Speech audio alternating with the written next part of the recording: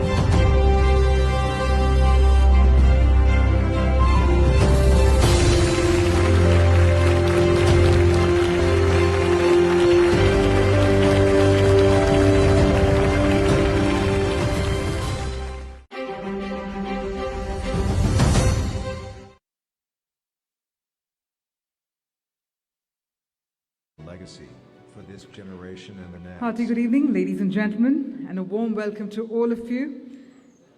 Here we are at the inaugural edition of Brand of the Year 2022, and my name is Kavya R. Chavali, and I'd like to wholeheartedly welcome all of you to an evening that's brought to you by Team Marksmen, wherein we put the standout brands in the spotlight and celebrate their success. Now, I could probably tell you right now to think about your favorite burger in order to order from your favorite app and ensure that it comes on your favorite mobile phone. And at that touch point itself, you have thought about 3 brands, I've thought about 3 other brands. And what we do realize is that products probably are made in factories while brands are made in the minds. And we also noticed a kind of a shift, a tectonic shift taking place, because in the last few years we've seen how probably humans were behaving like brands, focusing also on personal branding, while brands have started to become more humane. And why not? Because the last few years have been like none other, putting brands firmly in spotlight and also asking questions to them that no one saw coming. Now, in this challenging era, maintaining customer loyalty while managing diverse stakeholder expectations is no mean feat, but a few brands have picked up the gauntlet and risen to the occasion, even going so far to redefine their very purpose as they get to hold all the lofty standards there. So we look forward to hearing more about these incredible brands and their achievements. But first up, to kick off the things here, I'd like to invite on stage Mr. Rajesh Khubchandani, co-founder and CEO, Team Marksmen. So can we have a loud round of applause? Let's bring the energy back in the air. Please help me welcome Mr. Rajesh Khubchandani.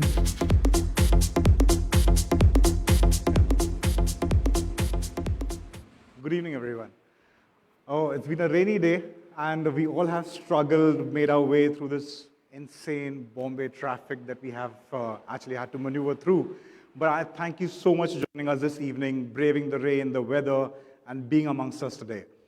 This evening, Team Marksmen and Marksmen Daily bring together this initiative to salute brands which have stood out from their peers, who have done exceptionally well, who have gone out of their way to deliver consistently and meet customer expectations and clients' expectations. We have clients from the B2B, the B2C categories, clients who are doing work tremendously in rural areas, also in urban India. Brands which have stood out and outshined other brands. Brands which have taken our advocacy, like, whom I can vouch for, I can suggest my colleagues, clients, or even my family, for that matter. We have brands which have set example for all of us here. Actually, a lot of, even global eyes are on the Indian market, but we have brands which are even homegrown and even international for that matter today with us. And will share with us their thoughts and on what goes behind making a brand of the year. There's a lot of effort, I'm sure, you all are marketing gurus yourself. I'm still, to get to where you are. Of course, we do case studies, we do understand what brands do. But you all know the secret ingredient, and you all prepare it in your own special kitchen, the special thing that goes behind making a brand what it is today. And we have amongst us the best of the best, the marketing gurus, the marketing leaders, and take this event to honor you all, and your brands and your organization. Thank you once again for joining us. I will leave the stage open for all our speakers today, who will impart their wisdom and their knowledge on what goes behind making a brand successful and larger than life. Thank you so much, and welcome.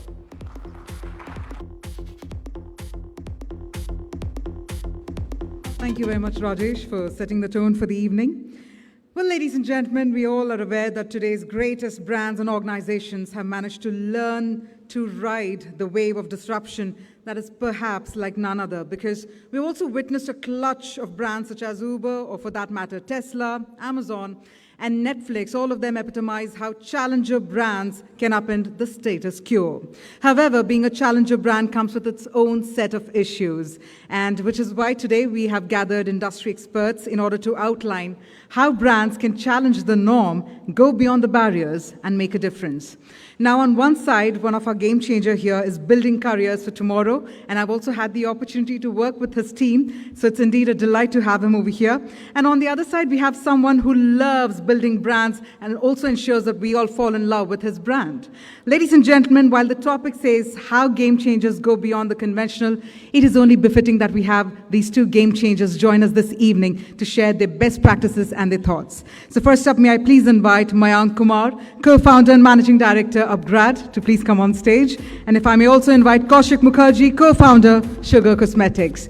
Ladies and gentlemen, we all love these brands. We all have been consumers as well. Can we have a louder round of applause to please help me welcome Mayank and Kaushik on the stage.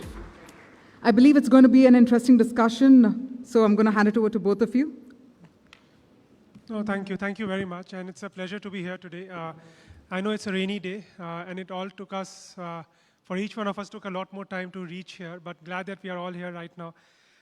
So we have been given the task of starting off with a fireside chat without the fire, but hopefully the conversation brings in some context and some sort of insights that potentially we can share from our own experience. So maybe, Kaushik, it's okay if I can start with my first question for you. I mean, the topic being the disruptor in this ecosystem. And you guys have been a completely different entrant in an industry which has been there for ages. But in some way, over a period of time, you guys have established yourself as a leading brand in this ecosystem.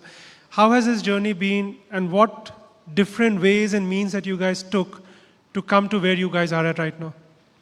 Thanks, Mayank. I think when you're the opening batsman, you always wonder whether you're taking strike or being the runners-up. I realized I have to take strike and face the first question, but anyway, thanks for keeping it easy. I think, when you look at the topic of game changers, it's a very heavy, abused and overused word. So I'll be honest and as candid as possible. It looks like a familiar setting, some known faces. When you start off building something, game changer is far away. You want to have game. You want to have space to play some game. And I'm sure you've seen this across brands, but when you start off building in an industry, people ask, who are these guys? And when you don't find somebody who's from the industry, it's maybe a little bit tougher to build. So I remember our time, it always starts with an inspiration. And our inspiration was that makeup was becoming more mainstream. I jumped to makeup before introducing myself. Kaushik Mukherjee, I'm the co-founder and CEO of Sugar Cosmetics.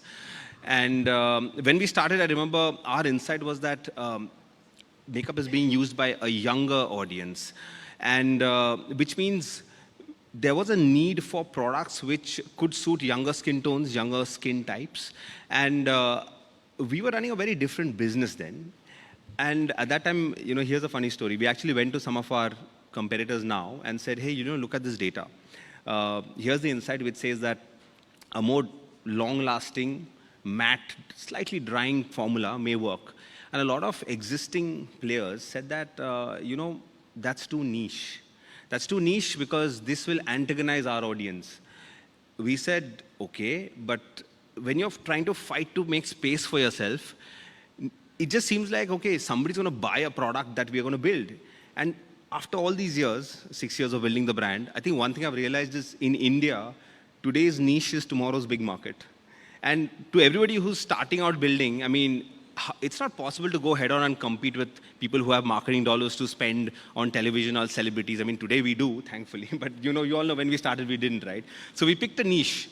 And because that niche grew with the market and our audience rewarded us with the love, that's why we are here today. How was it for you? Was it similar? I'll take up the same example. So when we started off, we were also looking at entering into an online education market, which was non-existent at that point of time. So we looked at the entire market ecosystem and said, what are the various opportunities that are available? And at that point of time, about 7-8 years back, the only opportunity was something called MOOCs. So everybody was taking up an online program, which was free of cost, cheap, short duration. We took a stand that we will not offer anything for free.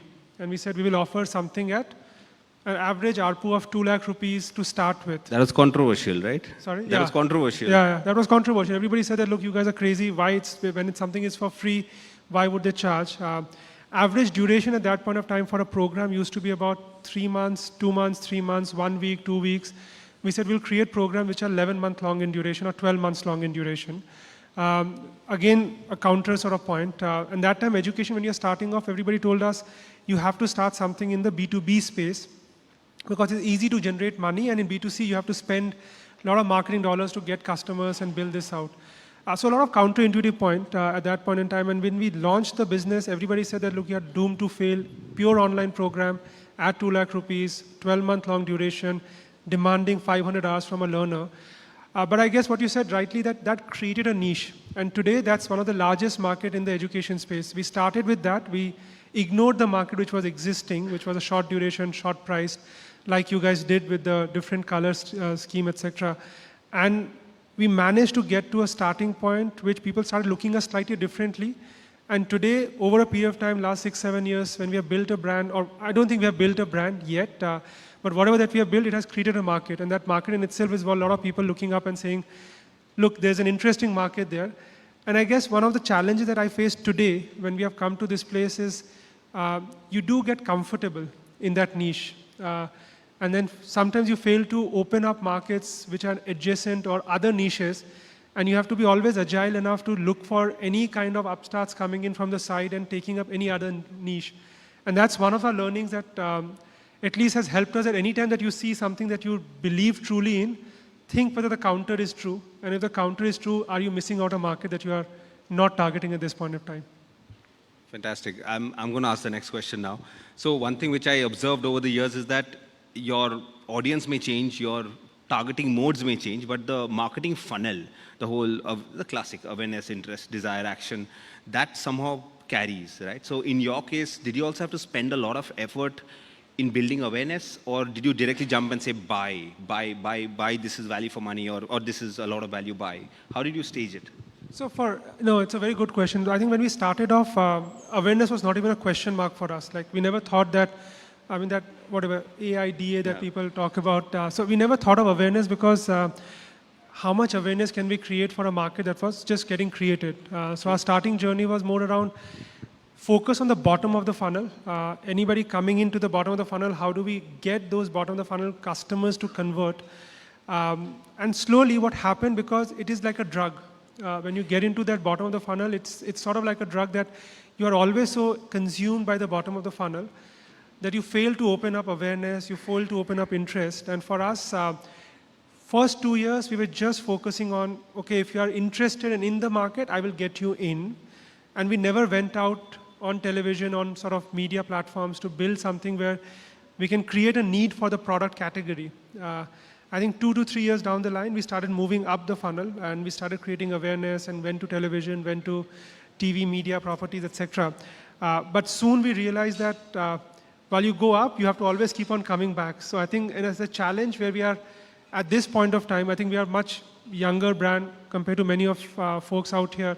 But our challenge has been that how do you create awareness yet not lose sight of bottom of the funnel and move from the bottom of the funnel again back to the top of the funnel. And that toggling is a bit of a pain and challenge as you're sort of building something out. Nice. But Kaushik, on that note, just given cosmetic is an ecosystem where there are large incumbent and there are sort of new guys coming in. You guys have seen the journey of starting fresh and now becoming, if I can call it an incumbent or a larger, larger company. But what bothers you today as a brand, as you guys have gotten to a particular scale? Where do you struggle? Where do you feel that you may lose what you guys have gathered so far? And what keeps you excited to come back in the work and look at what the future will hold? So I think I heard this wonderful quote which you mentioned. You said that products are made in the factory, but brands are made in the mind. I cannot overstate that, the importance of that. Because today, I joke about it in office, but I'm actually serious that you can literally wake up, book an Ola, go to Asangao, come back with a product with your name on it, Mayank lipsticks or nail paints. It's become that easy in our... But I think as it's become easier to create products, I think it's become harder to create brands. Because there is this, there's this get-rich-quick mentality that I'm seeing a lot. I abhor that because, of course, as our team is expanding, a lot of people come in and say, why don't we just discount and meet our month's targets? And everything has a purpose. If you're building a brand that leverages price as a core, has historically leveraged price as a core lever, then of course you can play to a discount. If you have not, and if you have played that, okay, I cannot play on price, because the minute I play on price, I start competing with the people with large ATL budgets. Why would they choose me? They have to believe that we have something more premium to offer and shell out money for that.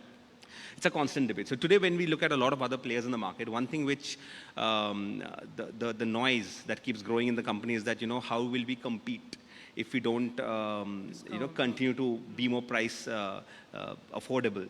So I think we've tried to solve that in creative ways without still trying to dislodge the price, because fundamentally, I believe it's easier to, lower the price than to, move the price up. And once you lower it, it'll be tougher to get the person to pay you the original price for it. So we've tried to create specific ranges catering to different tiers.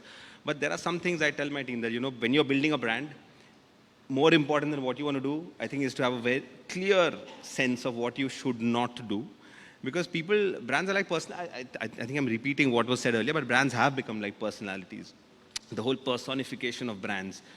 And it is true, because right now people don't send emails or call. They'll DM you on Instagram and expect you to respond to their chat within the next half an hour. And as a brand, I'm not taking a holier than thou approach and saying that I will not cater to that. No, that's my audience. You're queen, so we will do that.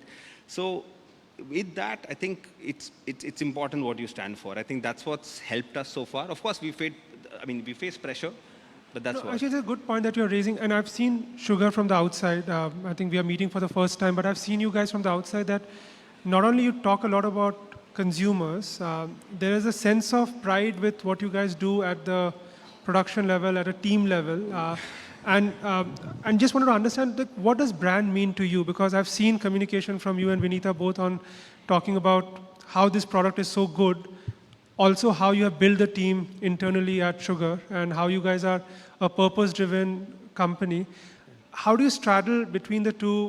What is more important, and what does brand sort of typically mean for you at the end of the day? So, when we are raising funds, often investors ask, what's your moat? And they want to hear some cool patented technology. But I genuinely have the same answer every time. I said, it's brand. It's what you say, act, and do. It's brand. It's what you say, act, and do. And which is why, when I look back and say, okay, while building the brand, we want to talk about product efficacy. We want to talk about inclusiveness, the fact that we have 22 different shades of the product. Then we have to stick to that. The minute the spotlight's on me and I start talking about price, there's a dissonance over there. And we've grown on social media. And I know all of you have been on social media. If you put up any product, what the most common comment on any Instagram post of ours is? It's PP question mark. Does anybody know what PP question mark is? You know what? Price, please. You'll not believe it. 4 years back, I had told my team, we'll take a stand. Any PP question, do not answer that.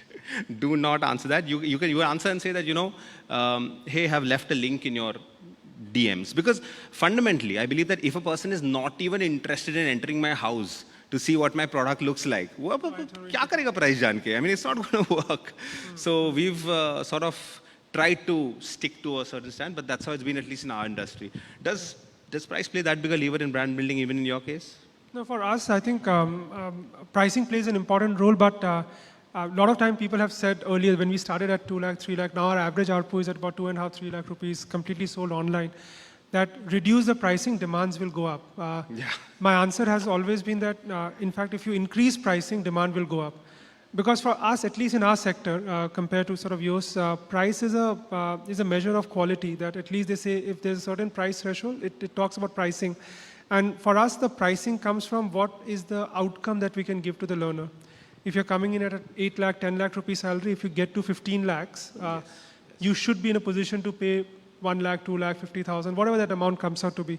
So pricing does come up, but for us, we have taken a stance that on pricing, we will not move. And as you rightly said, the biggest problem is that every morning, I have a morning conversation with my team, and they all ask me, can we cut the pricing? And if we can cut the pricing, our demands will go up.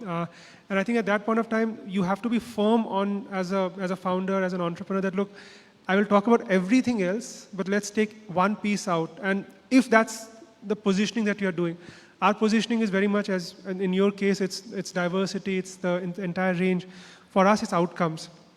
And we'll play on outcomes. And for playing on outcomes, I will talk anything about outcomes, but let's not talk about other elements. And that's one of the challenges that I face. But for us, just to add to one more point, Kaushik, that like when we're building the brand out, and everybody asks what does a brand mean and what are we building as a brand, one key thing that I always focus on is that, look, it's end of the day what you said, right? That what people talk about you behind your back. And for us, the biggest brand proponent, therefore, over a period of time, has ended up becoming our own learners. So our own learners are the biggest sort of, while we did get Mr. Bachchan for one of the campaigns, it was not a brand ambassador, but at the end of the day, most of our messaging and positioning has been always around how do I get my learner to the center, and if the learners are talking about what the products are and what they have faced, it ends up becoming a more spiral effect and more people end up coming because our ARPUs are higher, so people take a sort of purchase and a sort of a decision which is more sort of thought through rather than an impulsive decision at the end of the day. Okay, okay. So I have a, I mean, if I can go. So I have a different thing I wanted to check with you. So once you've raised a lot of funding, you can invest in a celebrity, buy television space, GRPs, paid media. But at least the way we have, I mean, both grown up from scratch, right? So before you can afford paid media and you have enough owned media in terms of social media, I mean, I know you had a channel which had some, owned media. There's earned media, right? I mean, so do you inherently try making your product viral in any way so that people talk about your product, or there is some amount of mind share you're getting? Because in our case, we have seen that helps get you into the consideration set of customers, irrespective of when they buy. Whether they buy 1 week, after 3 months, that's a different thing. At least people think and know that, okay, there is an alternative. This had sort of helped us. Is it the same in your case as well? So you're talking about today or 6 months back? Because 6 months back, we were very different. Today, we are very different. But on the... so I think the way we look at it is we actually go through the funnel because funnel is very important. We have a large customer base, and then how do we engage with the customer, and then people who come at the top of the funnel. So at today's context, I think I can talk about in this group that in the last 1 month, 2 months, we have halved our marketing spend, and the demand has not changed at all. Lucky you. And this has been a case, I'm telling you, at least from talking to multiple people, I've seen this happening across 7, 8 edtech founders. They have all come back and said that, that the demand has not happened, which says that there is an inherent pool of people who are in the consideration set, and you need to just cater to that. So for us, we have broken down our marketing and the brand team into 3 broad buckets. One is just pure performance, who will just get customers who are in the market to talk to us. Another is engaging with the customers who have not yet decided what's happening and should I take up or should I not take up. And the last one is just awareness, like how many people have heard of Upgrad at the end of the day. So last year we were very heavy on awareness, so we were on Shark Tank and sort of sponsoring that show. But today, if you ask me, with that top of the funnel, our focus has entirely gone in anyone who has come into the funnel, how do I bring them to the consideration set and how do I bring them to the decision and purchase stage. And that's where a lot of focus is going into own media, and you leveraging that to bring the traffic onto our sort of customer testimonials and what the success has been. And that's a journey that we are currently sort of in the process of undertaking. On that, I can't leave you without sort of talking about Shark Tank. Now, with Shark Tank, I mean, and I did this math, and I was just talking, we did invest in media and sort of we purchased, and I was looking at organic traffic. I put across my brand, and I put across all the brands that were there as sharks. And we hardly made a dent compared to what the organic search volume had an impact on. I just want to understand that, is this part of strategy that you guys think about while building a brand as to how we can get leverage by being present, or did you think of the impact that the property could have given you, and how do you guys manage to sort of build on top of that? Is there a new strategy coming for building a brand? So I think when the opportunity had come, at that time we had just started going live on television, and we were yet to see the results of it. Now today when we look back and see, okay, when we launched the ad, there was a blip and there was awareness increase, but when the show went live, a lot of people were more, see, I think people are more interested in other people first, and then products, and then brands. And that's why you said the brand is a personality in some form. Exactly. So we ourselves were surprised that, okay, suddenly when the founder, the CEO appears on the show, Vinita was there. So the Sugar Cosmetics spiked in terms of awareness, in terms of Google searches trending. It lasted for a while for the show. But the funny thing is, that wasn't the absolute spike. You know, when we look at the chart, there's this, okay, television ad, okay, Shark Tank ad, and there's this one skyscraper in the middle. And I asked my team, yes, what did we do that day? What is the skyscraper? Okay, can you... That one episode. I would have loved to say one episode. In fact, I would have even loved to say that, you know, we cracked some campaign. You know what they say? Kapil Sharma show tha.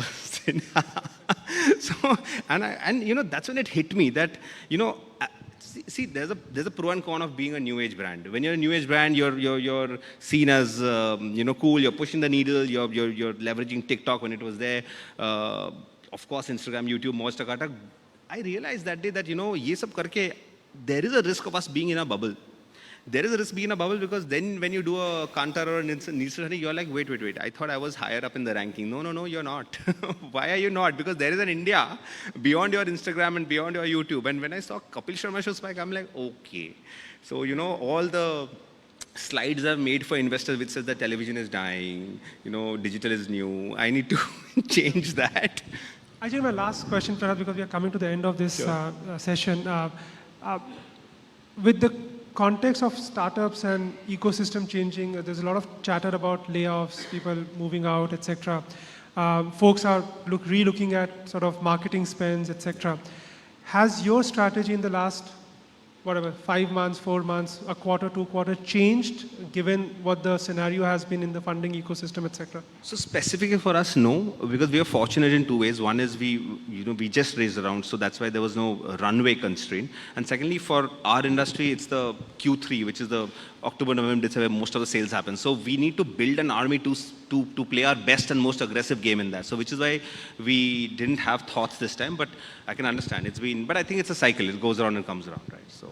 I think from our side, I can at least tell you that this last quarter or two at least has given us that approach where we are looking, a lot of growth that has happened, at least a lot in the edtech ecosystem had happened at sort of unsustainable unit economics. So, and we are seeing at least in the younger age group population, the K through 12 ecosystem, that spike that came in with that aggressive marketing spend, aggressive sales spend, is slowly sort of curtailing down and sort of tapering down.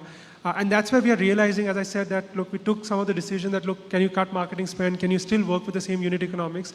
And we are seeing that benefit. And that's that's an interesting insight that we have had, that sometime when you are forced against the wall, you end up taking a decision which you would not have because you feel it's a addictive thing and you don't want to get out of it. But when you get out of it, you just feel liberated that there's so much more, as you said, that's something that you have not even tested out. And there's so much more to do. And I think today's ecosystem actually opens up an opportunity for a lot of marketeers to try out new approaches and new ways and to attract customers and build a scalable, sustainable business in the long run. Absolutely. Because while we are disrupting and we will not stop disrupting, there will be a point wherein we'll have to say, okay, this is now the lay of the land, the rules you have set, and we have to live by it. No point continue to change. So I guess, thank you. I'm happy to take any questions if there are, but thank you for being a very patient audience. Thank you very much. Thank you. Thank you so much. Mayank and Kaushik, I'm going to request you to please remain on the stage. I'd like to invite on stage Mr. Sharad to please come forward to felicitate our speakers. Mr. Sharad, the co-founder and COO, Team Marksman. I'm going to request you to please felicitate our speakers for their valuable time and some wonderful insights that we managed to gather. Can we have a louder round of applause one more time, ladies and gentlemen?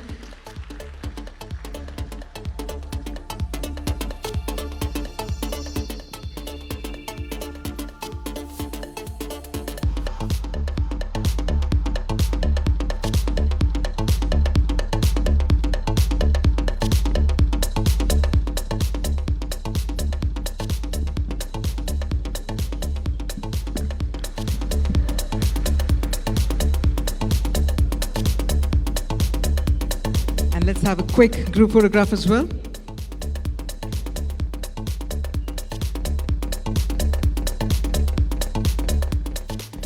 Thank you very much once again, Mayank. Thank you, Kaushik, for joining us this evening.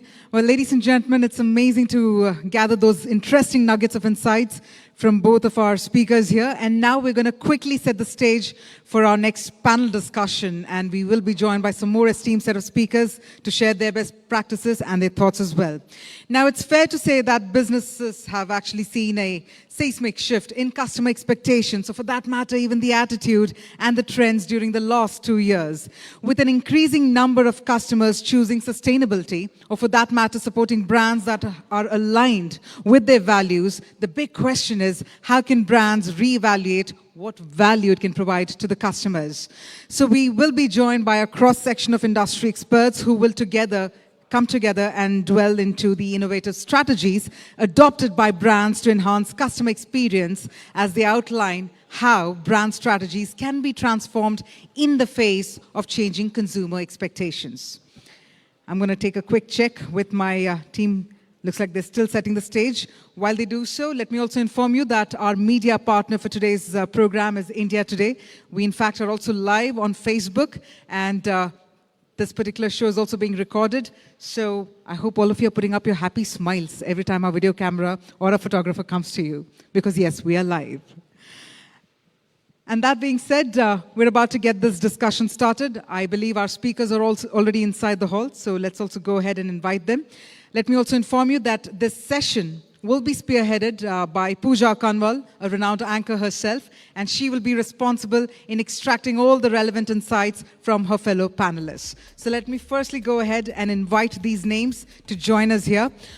This evening we have with us Arijit Sen Gupta, the Chief Marketing and Communications Officer, National Stock Exchange.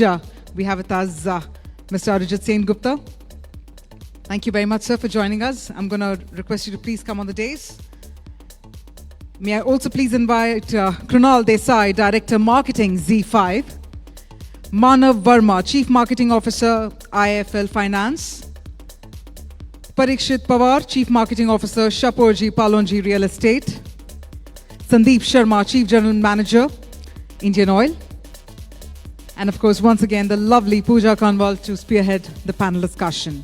I've also been informed that Mr. Manav Verma is probably not joining us this evening from IIFL. So we're just going to also be getting the session started, but we will be also be joined by our next panelist in a short while. So Pooja, what I'll do is let's have you set the tone for the panel and get it started. Absolutely. Thank you so much, Kavya, and good evening, everyone. Welcome all our panelists. Thank you so much for braving out the traffic on this crazy rainy evening in Mumbai. I think Mr. Sandeep is here. He's about to join us any minute. He's already reached the premise. Meanwhile, let's set the tone. As we all know, the discussion for today is transforming brand strategies in the face of changing consumer expectations. And as we all know, business saw a seismic shift in customer expectations, attitudes, and trends during the last 2 years. Now, customers expect a lot more from companies, and their standards are being elevated as they interact with various sectors. The result being, business and brands must look beyond their own industry to understand the benchmarks they're being evaluated against. In this session, we bring together leaders from different industries to understand their views on how these consumer expectations have been transformed and, of course, the brand strategy is put into place. My first question is for you, Mr. Arijit. What are some interesting nuances that you found about consumer behavior that stuck in your mind? Good evening, everybody, and thank you for this question, and thank you for coming over in bad weather in Mumbai. I guess another 2 months we'll face this. The first question we ask ourselves is, why have brands transformed themselves? So it's not the first time that technology, innovation, and external factors have changed the way we live, work, and talk about brands. Perhaps we have environmentally and socially abused the system. And there are various factors to that. So if you track back history a little bit, I mean, you had the Chernobyl atomic disaster which happened and which till date nobody knows what was the cause. Then you had the British oil spill, which happened in the Middle East, and we don't know how many people died in the rig. Then back home you had the Bhopal gas tragedy. And then there are many events, the Ukraine war which is going on, the pandemic and in the financial world we had the Lehman crisis in 2008. And all these factors have actually led for us to buy into brands which are more responsible, not only the needs. So we don't buy into brands which are for needs, but we buy into brands which are more responsible.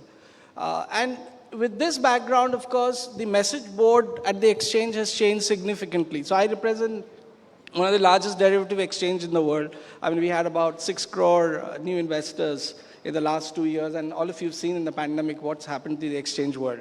And what have we done on the sustainability side? So there's a lot of initiatives which have happened. So whether it is the ESG index, which has got launched. So Luxembourg was the first exchange which actually launched a sustainable exchange where you list green securities. Now, what is green securities? Green securities are typically securities which invest on green and climate change. Then you have many examples. You have the Johannesburg Stock Exchange, which has a CSR index. So we've never heard. So we've heard of Nifty 50, which all of you are familiar, or the Sensex at the Bombay Stock Exchange. But these are the indexes which are getting launched. And you are seeing a lot of green initiatives and gilt initiatives which are getting launched. So in terms of brands, I think it's more and more going towards more responsible brands. And that's the order of the day. And we need to fast track this. And that's how, at the exchange, we are talking about brands. Absolutely, and I think we can welcome Mr. Sandeep with a question. This one's for you. What are some imperatives for companies when it comes to cementing brand loyalty? Are there any must-dos or any innovative strategies that can be pursued?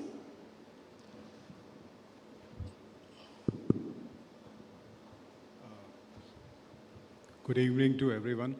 First of all, apologies. I think I didn't realize the rain would jam the traffic to such an extent that those 5 kilometers will take almost 2 hours. But as it was, while I was sitting in the car, I was thinking about our people working in Assam right now, and especially Silchar, where for 4 days, the team has been in a depot supplying, LPG and basic requirements to people, braving those rains. It's almost ravished. And I think that's the kind of ethos with which our organization work. And when we say Pehle Indian Fair Oil, is for us is the true brand strategy. I mean, branding is not about product advertising. That's something that clinically we do. But I think organization, as my the colleague on the dais was saying, that it's about purpose. It's purpose-driven. And therefore, for us, that's the kind of thing that you do in these times, that you work upon. The couple of years that we have seen COVID, when somebody said, is anything changed? The times were tough, but the expectations of consumers, I would say, has been there even 30 years back also. The expectations have been there. It's just the times have changed. And with those times, especially when we talk of the net zero ambitions and all that, today as a company, we focus on everything which can contribute to the environment. So when it comes to products, for example, we have in fuels, we have introduced green fuels. Our lubricants are ones which are, saving a lot of emissions in terms of the biogas, renewables and all that. So all those things, they sum up to one thing, that there's a purpose behind making a cleaner environment. So that's something which is there. And that's where the innovation comes. So R&D is constantly innovating in terms of the fuel products, like our fuel like XP95, XP100. They reduced carbon emission by almost 10%. The green lubricants, they reduce carbon emission. The product like Clear Blue, that is adding to the environment. And besides that, ensuring that the products are available even in an economic crisis that we are going through. So all these things, they sum up to the kind of a thing. But when somebody says that, did you change any strategies per se, that is more from a technological point of view. Like it's about digital communication has increased multifold. Like most companies, we are also gaining grounds as far as social media or digital is concerned. But we are not overdoing it. But we use technology and some of the innovations that we have done from a customer point of view, I can tell you, in LPG distribution, that you give a missed call and you get your delivery done. Gone are the days when you have to fill up, call up and all that. So the technology advantage is coming, and we are one company, we are very, very conscious about it. and I've been doing it. So that's my answer to the kind of changes that we do.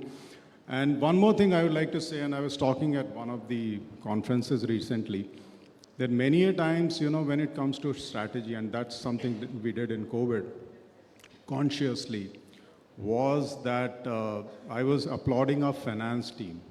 And they were surprised that why a branding person is applauding. The strategy was that we ensure that all our vendors, they get their payments. Because COVID was the time when they were actually needing money. And our people were working round the clock to ensure that those payments are clear, because they were tough times. And they become your brand ambassadors. So that may not sound as a very conventional strategy, but that is the strategy that you adopt besides the business which you do in a core way. Thank you. Thank you. Mr. Parikshit, this one's for you. Is there anything experimental out there that could revolutionize the customer experience on ground or virtually? Sure. So I'll kind of give a very slightly offbeat answer over here. Now, when I talk about real estate, if you really look at real estate in the last few years, investors per se have kind of moved away from real estate. The reason is that there is very little appreciation that they have seen in the last few years. They were used to getting double the money in a very short period of time. Okay, it got regulated, things changed, supply dynamics changed. So there is no more such kind of appreciation for investors. Today, as we speak, there is this whole virtual world which is coming up. Okay, if you talk about metaverse. In Decentraland, the last piece of land, the highest record land which was sold at 2.4 million, which is roughly anywhere around 17 to 18 crores. Okay, and this is virtual piece of land. There is no physicality to that land. The rules that they apply in a virtual world today, okay, are the exact same rules what you see. Your product, but I think in terms of UI, UX, in terms of pain points, right, of consumer complaints, how fast can you solve it? And I think one of the key points which was discussed, right, in the previous panel is that brand is a personality, right? And today, people view brands as a personality. If you look at Swiggy, if you look at Zomato, if you look at these brands, and you look at the way they talk to consumers on social or communication, I think they're creating a proposition where they are making brands human, right? And I think that's very critical for a brand. And I think in order to make it human, you need to provide end-to-end services which can cater to consumer needs. And the consumer needs keep changing and evolving, right? Because of competition, because of lifestyle, because of what happens in the society, what's happening, with the war, everything. And hence, I think to create proposition, at each consumer touch points, you need to keep improving, innovating, and doing new things. Mr. Arijit, the next question's for you. We've seen interest in some trends accelerate rapidly over the past few months, but now let's talk about sustainability, which is, of course, one of them. What are your thoughts on it? Is that something that consumers will continue to care about, or will they maybe even care about it more as we go ahead? So, interesting. So, just to pick up from my fellow panelists, so as an exchange, we are not really fighting for a brand space. So we are the largest derivative exchange, and if you have to trade, you have to come at NSE or BSE. Of course, you have commodities and all. But what are we fighting about? We are fighting about a responsible brand and to position ourselves as a responsible brand. So when we talk about sustainability, how does an exchange talk sustainability? So there are various exchanges all over the world. I mean, if you see the NASDAQ example is the recent one. I mean, where the focus on the sustainability, NASDAQ is the largest, as you know, technology exchange in the US, is very, very high. So while we are launching products which are green, so Government of India has just started talking about sovereign green bonds. Now, what are these sovereign green bonds? Sovereign green bonds are typically bonds which invest in sustainable and green initiatives. So you raise a bond, either a gilt bond, which the London Stock Exchange does, and then it's like a fixed income instrument, so you have a fixed return. But the investments of these whatever money you raise through an issuance goes into largely green projects. So that's where the sustainability of the exchange comes in. And just to give you an example, we do about 12 billion order messaging per day. So that during the trading hours, that's the kind of messaging, 12 billion order messaging goes on our system. And the trades are put, and we have about 1,800 brokers, who kind of trade there. But there are enough research. The Forrester research is the recent one, which has come out, where they said 46% of the brands, which are online, and we essentially are a technology online brand. 46% of the adults look at sustainability as number one. And you can see many research that sustainability, green, all these are extremely critical for a brand. So if you see at NSE, so we have a platinum data center, and I was just talking to one of my fellow panelists, and from the he'll understand. And apart from that, we have a 6 megawatt power plant in Satara, where we and we recycle all the water which comes. So NSE is situated at BKC, if you know, at Exchange Plaza is where we are situated. So we have a recycled plant there as well. So while we are launching products which are green, and we are launching indices which match the sustainability standards, we are also getting our buildings into green space and the carbon net zero space or emission, which is, so from that point of view, I think this is what we are doing from sustainability point of view from the exchange side. Sandeep, if even you could throw some light on the sustainability angle. I think one of the things which we started off sustainability was bringing BS6 fuel to the country. I mean, from 4 to 6 was a jump in itself. So that itself is something which as an organization we don't talk about much, but that is to be valued, one. Secondly, now our forays into EV charging, we are tying up for a very path-breaking aluminum battery technology for the EVs in times to come. Green hydrogen is another area which we look forward to. In fact, in our own refineries, let me share with you with all proud that 80% of the wastewater is recycled and put back into the system. Almost 20,000 of our gas stations are totally solarized. So all these steps are frankly building up to sustainability and a long-term sustenance. Our investments into solar energy, wind energy are another area which is growing. So the whole focus is there, and as I said about even the ethanol blending, 10% of it, and which is going to be 20% in times to come, is another steps towards sustainable future. Because please appreciate one thing, that 80% of our requirement for fuel is imported. And that is a huge burden on your fiscal budget as well as on the environment also.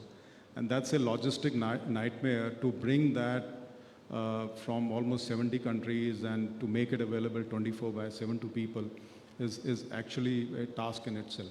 And these methods of sustainable process improvements will not only reduce that burden, it will also add to the environment. So I think on both accounts, we are progressing quite well.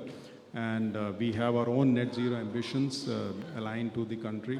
And we are progressing quite well on those directions. Mr. Parikshit, what are the common mistakes that you're still seeing consumer companies make when it comes to social media marketing? And on the flip side, what are the most effective ways that you've seen brands use social media? So it's a very interesting question. When you talk about mistakes, the first thing probably comes to my mind is, especially in real estate. Real estate is all about physicality of the asset. Okay. However, in the COVID times, that is the first time probably we ventured into digitalization of the sales cycle. Now, when you look at the entire process, okay, what we realized, the initial intent when we made that, okay, I mean, the transformation in real estate, the digital transformation came, let's face it, is because of COVID-19. Okay, in 1 week's time, we were up and running. Our initial expectation from the consumer or from the entire social marketing exercise that we did was that we thought that the consumer will come, sample, and he will actually end up buying the product end to end on the digital medium, just the way he buys anything online. Okay, but what we realize is that for a consumer, he's giving you his complete bandwidth. Okay, his intent is to use it as a discovery medium. He will explore options, he will commit certain amount of monies, but the transaction will only be closed once he comes there on the site. Okay, you may use the state-of-the-art technology, but ultimately the vibrations that he gets on site, checking the vastu, checking the actual locality, the physicality will never disappear. Okay, so that was the biggest lesson. The second bit about The most what is- effective ways. Yeah. Yes, what has worked. So this is something, this obviously worked. We were able to stay afloat. We clocked good numbers.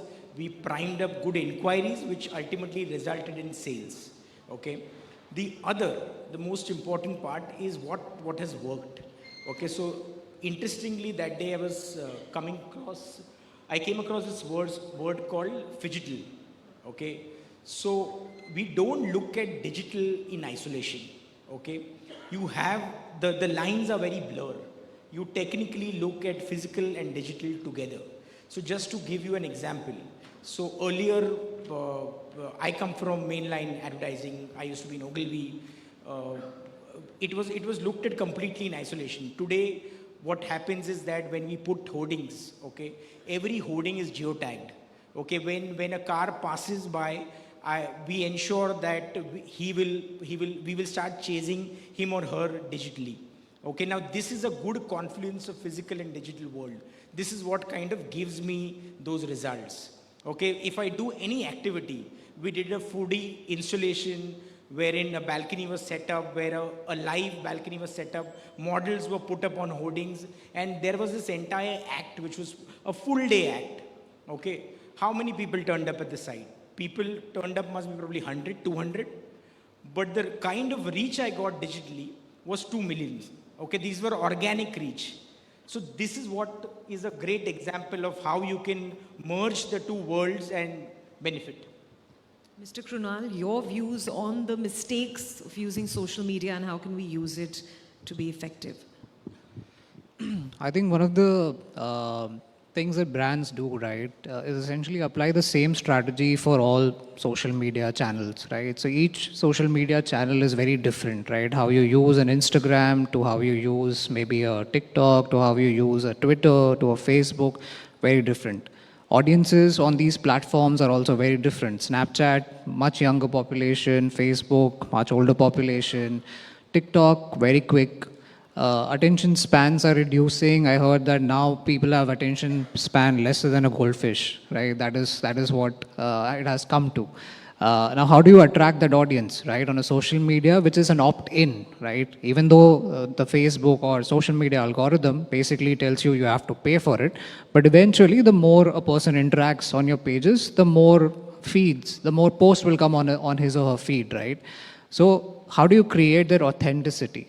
I think that is where brands go wrong, where they use it as a publishing medium rather than using it to create content for that medium that people want to consume, right? Nobody wants to see that, okay, ZEE5 is launching 50 originals, right? No, what is important for me, right? That also is important from a brand perspective. Start customizing, right? Today, consumers want customization. I don't want to see an ad which is not appropriate for me. I can just go there and say that this ad is not useful for me, and Facebook will stop showing me that ad, right? There's a lot of remarketing that we do once consumer comes in, and there are consumer cohorts that we create, and there are certain specific communications that we do for those consumers, right? So a lot of brands have started doing that. So these are all the good things that have come off social media and that has worked. Where you can now start customizing basis interest, basis history, basis the browsing history that the consumer has gone through. So yes, that has worked. I think one thing that has really worked is the entire influencer ecosystem, right? What it has created for brands. Obviously, brands have started abusing that medium, but I think with the right kind of collaboration and the right kind of content that you create with these influencers creates a lot of virality, right? And you've seen that, and we do it extensively because we use actors, we use influencers, and we create interesting content which and snackable content, right? Because eventually social media is about that few minutes of time that you have to just browse through, go through your feed.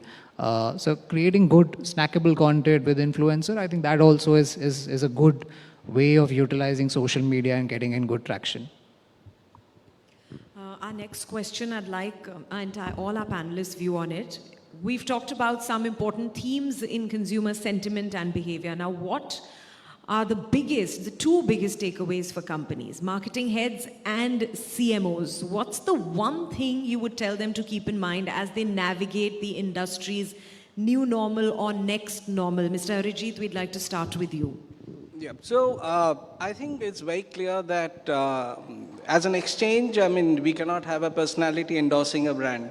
But consumers are more and more buying into responsibility of the brand rather than the need of the brand. I think that's the biggest takeaway. And in today's world, I think we need to even fast track this. So more and more we are seeing that consumers want to buy into more responsible brands rather than their only need which they want to buy. Mr. Sandeep, your advice for the marketing people of different companies in a quick nutshell as they face the new normal. To advise to everyone will be tough because I come from an industry which is a little different, but I think the core of it would be that one, the consumer is very enlightened today because of the global this thing. So the kind of expectations are that it has to be truly world-class. And when you say world-class, you actually strive to be. And since we are living in a digital space, so the speed of your entire offer has to be fast. And the third thing is, again, I would say superior experience, because nothing beats that. Eventually, you must understand your consumer, and if you can provide that superior experience and keep on actually lifting it, that's exactly is something that we need to focus. Mr. Parikshit? So I would say that if you really look at today's scenario, what has really changed in that sense, if one advice you have to give a younger me in terms of how things need to change, is that typically what happens is as a marketing person, you tend to separate yourself out and you tend to focus too much on data. Okay, what you need to do is open your eyes. The insights are all around you. Okay, it's like why a stand-up comedian, as he mentioned, why a Kapil Sharma does well, because he captures certain nuances from each one of you and portrays them. Okay, as a marketer, that is our biggest job. Okay, post-pandemic, expectations have changed, multiple things have changed. Okay, the sooner we change and adapt to it, the better we will do. Okay, and if we are not able to change, then it's bad news. So today's world, there is high amount of competition. You are technically always on the treadmill. Ensure that you never get off it. The speed only increases, and you make sure that you adapt and quickly change. That's it. Mr. Krunal, your views? Yeah, so I think what he mentioned, I think is very right? You're in a world where there is immense competition, consumer is more knowledgeable and has many options. So I think one of the key things that brands need to keep in mind is be innovative. You need to be ahead of the trend because the moment you relax, there is going to be a competition who's going to take away your consumer. So I think be innovative, be relevant. And taking this point forward in terms of brand being sustainable, I think today brands need to be more inclusive, right? With the LGBTQ community, with what is happening in the society, brand needs to be more tolerant as well, right? Because we live in a world where tolerance is sort of going down. And I think as marketeers, we are the ones who communicate with consumers. And I think somewhere that aspect also needs to come in, where we start humanizing the brand. Would anyone from the audience like to ask any questions? Absolutely anyone. It's a great panel here. It's a great opportunity. Okay, Mr. Parikshit, another question for you. What has been the toughest challenge in this current environment that we're in? toughest challenge in the current new environment that we're in? Toughest challenge, I would say, is adapting to the digital world.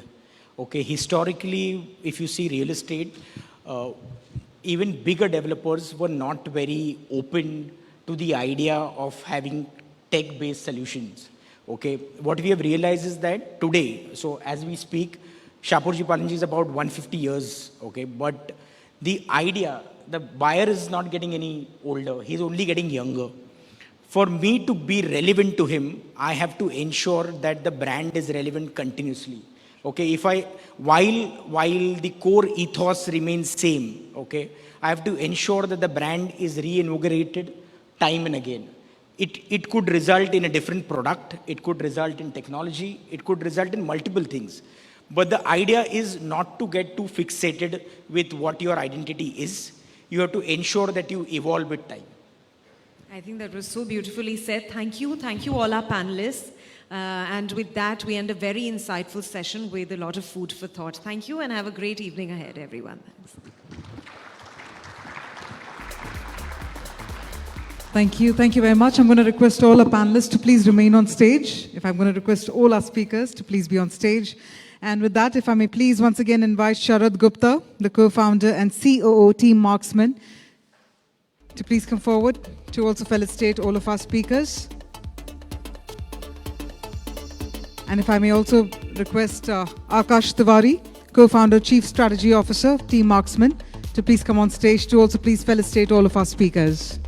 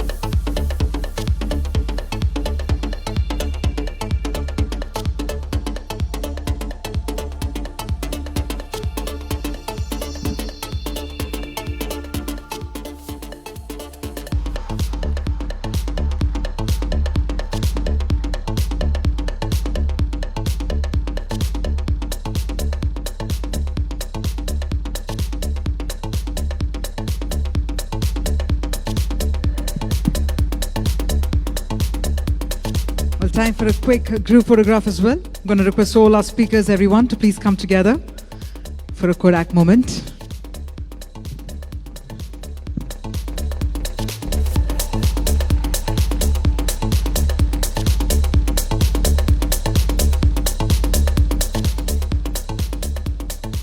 I'm going to thank all our speakers for joining in, and thank you, Pooja, for beautifully moderating the session as well for all of us.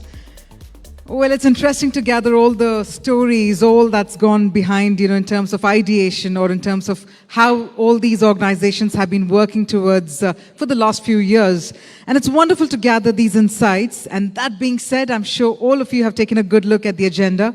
And we also have another prolific speaker who will be joining us in just a couple of minutes. But that being said, ladies and gentlemen, it's wonderful to see you all. It's wonderful to see these smiles that are not masked anymore, or for that matter, faces that are not behind the screens anymore.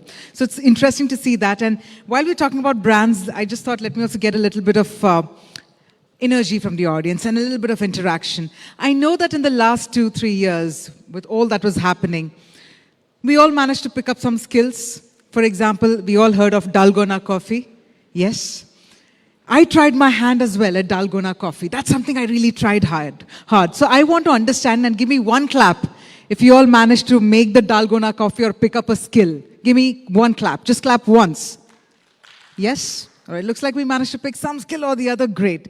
Give me 2 claps if you all managed to increase the internet bandwidth in your homes. Yes, that did happen. Yes, all my shows became virtual, and I had to ensure it's not a 30 Mbps but a 300 Mbps in order to ensure seamless flow of the screen there. But give me 3 claps if you all managed to update your LinkedIn bio. Yes, I see some honest hands there. That's right. Suddenly, LinkedIn became the platform for conversations where we could all put ourselves each other and connect. I was so much on Instagram and I realized, you know what, I got to get back to LinkedIn again. But give me 4 claps if you're all excited to be here this evening. Give me 4 claps. Well, then why stop at 4 when you dil mange more? And that being said, ladies and gentlemen, thank you for that. But this evening we will be joined by another legend and when we talk about brands, when we talk about certain amazing punchlines, and then this is one ad maker and filmmaker that we constantly remember or look up to as well. And I've been informed by my team that he's just arrived in the hotel, in the premises. So we're just going to be waiting for this amazing gentleman to join us. I'm sure all of you know whom I'm talking about. But we're just going to wait for a couple more minutes before he joins us. And he shares most importantly about how brand resilience can be a competitive differentiator. So we will be having none other than Prahlad Kakkar, the founder, Genesis Film Productions, who will be joining us in just a couple of minutes. I'm going to request you to kindly bear with us for just a couple of minutes and we'll get the next session started. So please be with us for just a couple of minutes and we'll have Mr. Prahlad Kakkar joining us.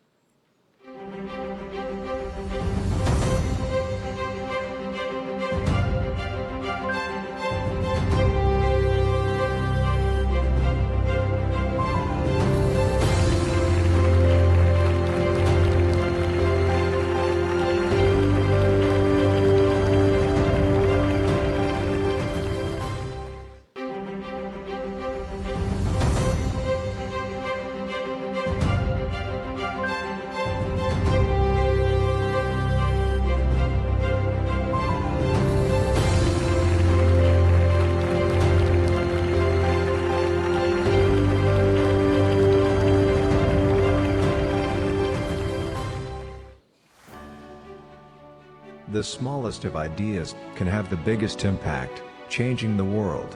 It can make people prosper, and economies flourish. Bringing communities to life. It can bring people together and accelerate growth. At Team Marksman, we believe in the power of ideas. Bringing together great minds to inspire change that leaves a lasting legacy, for this generation and the next. We engage with leading minds to delve into the most pressing issues facing industry and society. Our understanding of diverse industries' global and institutional context, their sector dynamics, and macroeconomic environment helps us create solutions that advance industry and the practice of management. And together, celebrate those that have made a difference to the community and nation through signature events that turn the spotlight on them. No matter the challenge, we focus on delivering results that endure.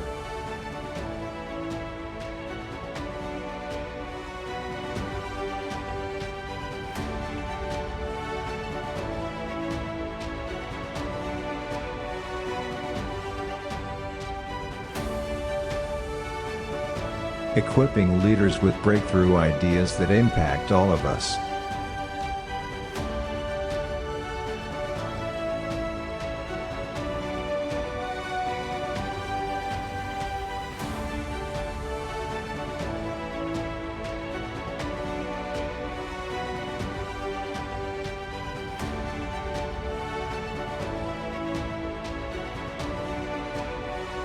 And the ideas behind these stories deserve to be chronicled. Because ideas mark the forward progress of humankind. And we never know where the next great idea might come from. I sincerely believe that an inclusive world is a better world for all.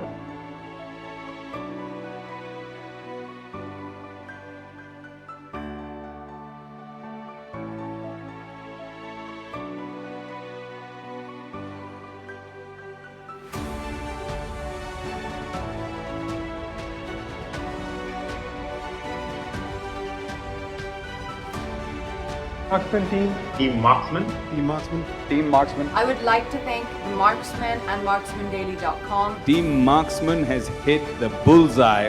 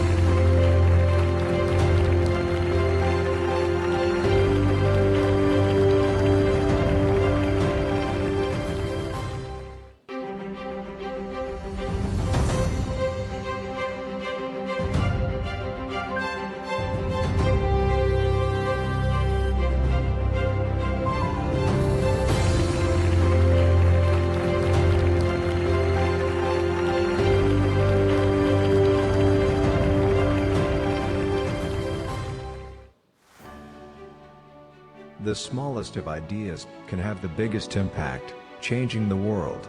It can make people prosper, and economies flourish. Bringing communities to life. It can bring people together and accelerate growth. At Team Marksman, we believe in the power of ideas.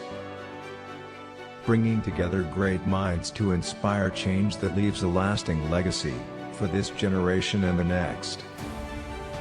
We engage with leading minds to delve into the most pressing issues facing industry and society. Our understanding of diverse industries' global and institutional context, their sector dynamics, and macroeconomic environment helps us create solutions that advance industry and the practice of management. And together, celebrate those that have made a difference to the community and nation through signature events that turn the spotlight on them. No matter the challenge, we focus on delivering results that endure.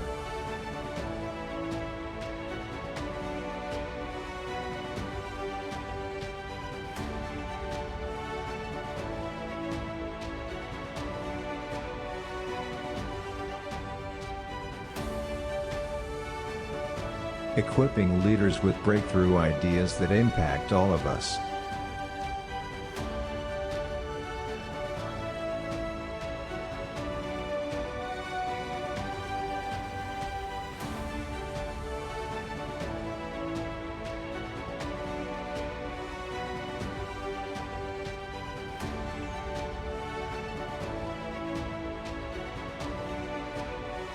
And the ideas behind these stories deserve to be chronicled.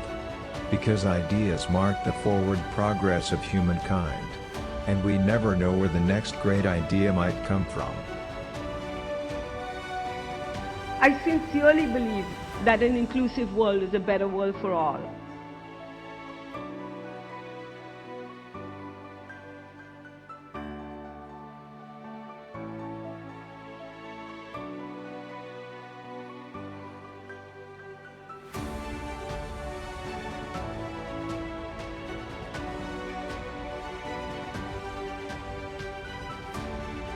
Marksman team. Team Marksman. Team Marksman. Team Marksman. I would like to thank the Marksman and MarksmanDaily.com. Team Marksman has hit the bullseye.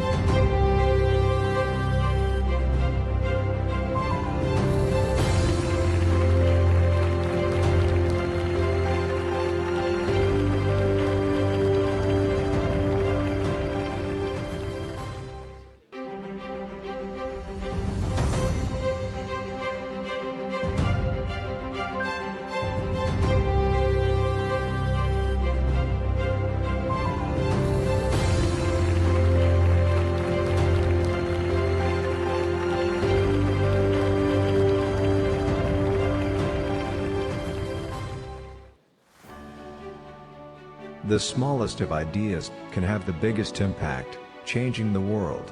It can make people prosper, and economies flourish. Bringing communities to life. It can bring people together and accelerate growth. At Team Marksman, we believe in the power of ideas. Bringing together great minds to inspire change that leaves a lasting legacy, for this generation and the next.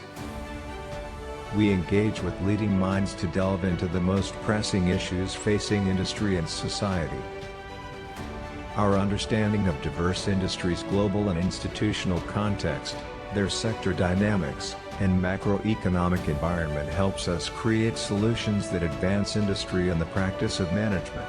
And together, celebrate those that have made a difference to the community and nation through signature events that turn the spotlight on them.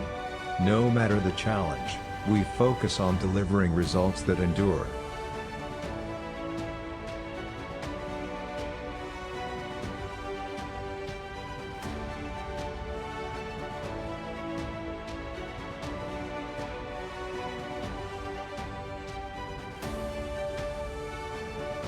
Equipping leaders with breakthrough ideas that impact all of us.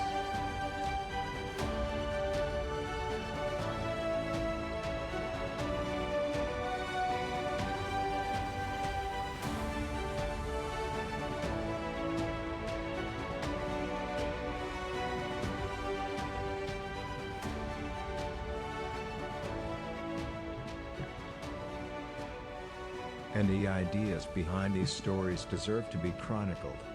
Because ideas mark the forward progress of humankind. All right, ladies and gentlemen, on that note, we have the legendary presence of Shri Prahlad Kakkar. Firstly, can we have a round of applause to welcome him? A legend of his craft and someone who's worn many hats, from advertising to filmmaking, adventure sports for that matter. I remember the last time we spoke, we discussed our passion for scuba diving, and he's someone who's seen it all, done it all, and it's time to also gather his insights. Firstly, thank you very much, sir, for joining us this evening. Thank you so much, sir. Thank you, people. Sorry for keeping you all waiting. I was 2 hours in traffic, and only from Bandra, so it's not that far. And looks like since the government seems to have collapsed, so does the roadways. I mean, I'm really amazed that all you guys have actually made it. Because I was just wondering how many people would actually turn up today, not because of the rain, but because of the traffic. And the traffic is right from the turnoff on Bandra, from the ceiling to here. It's bumper to bumper, and I believe almost every day is the same. Yes. Sure. Before we could hear from Shri Prahlad Kakkar, I've also requested him to join Mr. Rajesh Khubchandani to felicitate 2 of the brands for this evening. And the reason we're doing so is because they also have a flight to catch, so we'd like to honor their time as well. And that being said, this is the best, we're talking about the moment wherein we honor the brand of the year 2022. If I could please invite Rajesh Khubchandani to also please come on the stage. And I'm also going to be requesting Mr. Prahlad Kakkar to please do the honors. All right. So ladies and gentlemen, first up, we'd like to honor the brand that's on everybody's minds. We're talking about Sugar Cosmetics. So let's have a huge round of applause. And we have with us Mr. Kaushik Mukherjee, the co-founder of Sugar Cosmetics.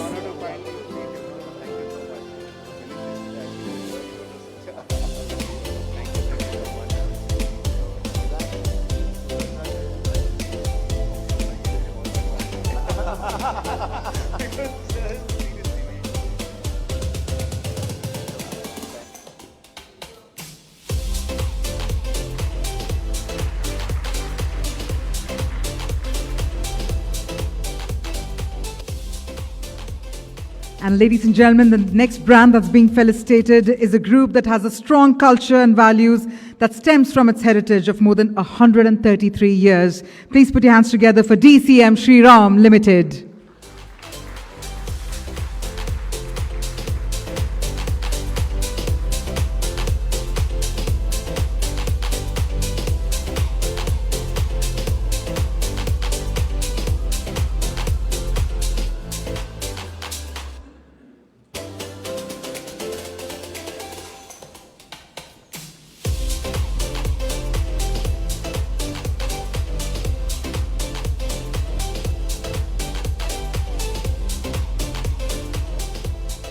And thank you very much, Rajesh. And while we had these two felicitations in the hands of a legend, let me inform you that we also have another beautiful and a special guest joining us this evening in order to be part of the rest of the felicitations. So stay tuned. But before that, let me please hand it over once again to Sri Kakar. Over to you, sir.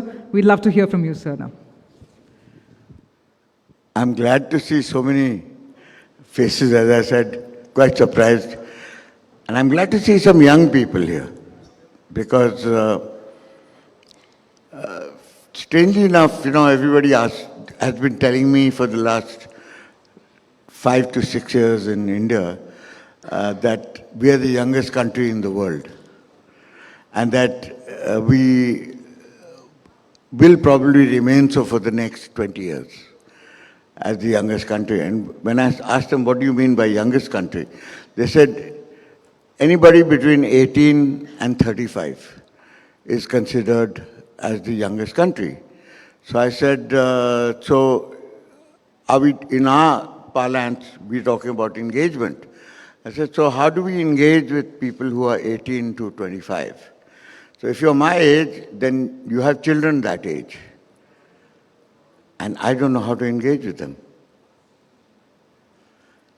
And I'm horrified at the idea that I'm going to have to sell to them because we don't agree on anything. We don't agree on what time they get up. We don't agree in their eating habits. We don't agree on what they wear. I don't agree on practically anything that they're doing.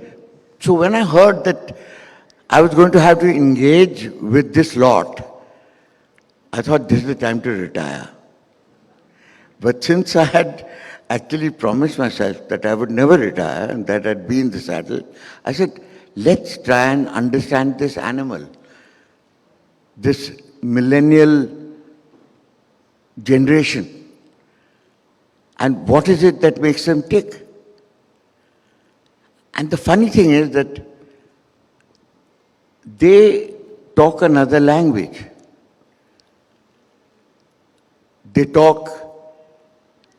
They've invented their own language. They only talk gobbledygook of what they do on the WhatsApps. And everything is abbreviated. And novels are going to be written in abbreviation, which means that leaves us completely out of it. So if we are going to engage with a young, upwardly mobile, extremely ambitious, very money-oriented young generation, how do we engage with them? And I realized in my own organization, luckily we had already put into place something that would interest them. And that was, we had stopped the business of management. How do you manage a junior who knows more than you do?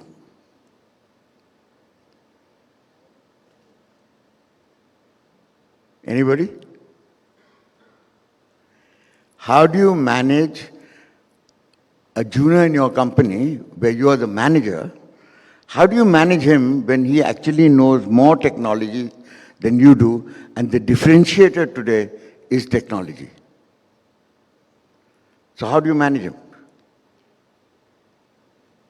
Come on, guys. All you guys are middle and senior management. So, yes, please. B, to adapt. Yes, but how do you adapt?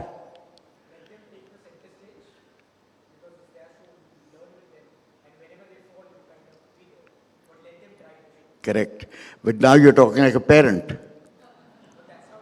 Okay? So what do you do with your kids when they want to fly prematurely? You tell them, okay, you fly. And then they look at you and say, it's very well for you to turn around and tell me to fly, supposing I fall. And then you turn around and say, that's my job. I'm supposed to catch you. Now, what I realized management terms was, when you run companies and we want to engage with the millennials, you can't manage them. You mentor them. So the system changes from management systems to mentoring systems. from business management certificates, you don't get business management certificate. There's no such thing as business management.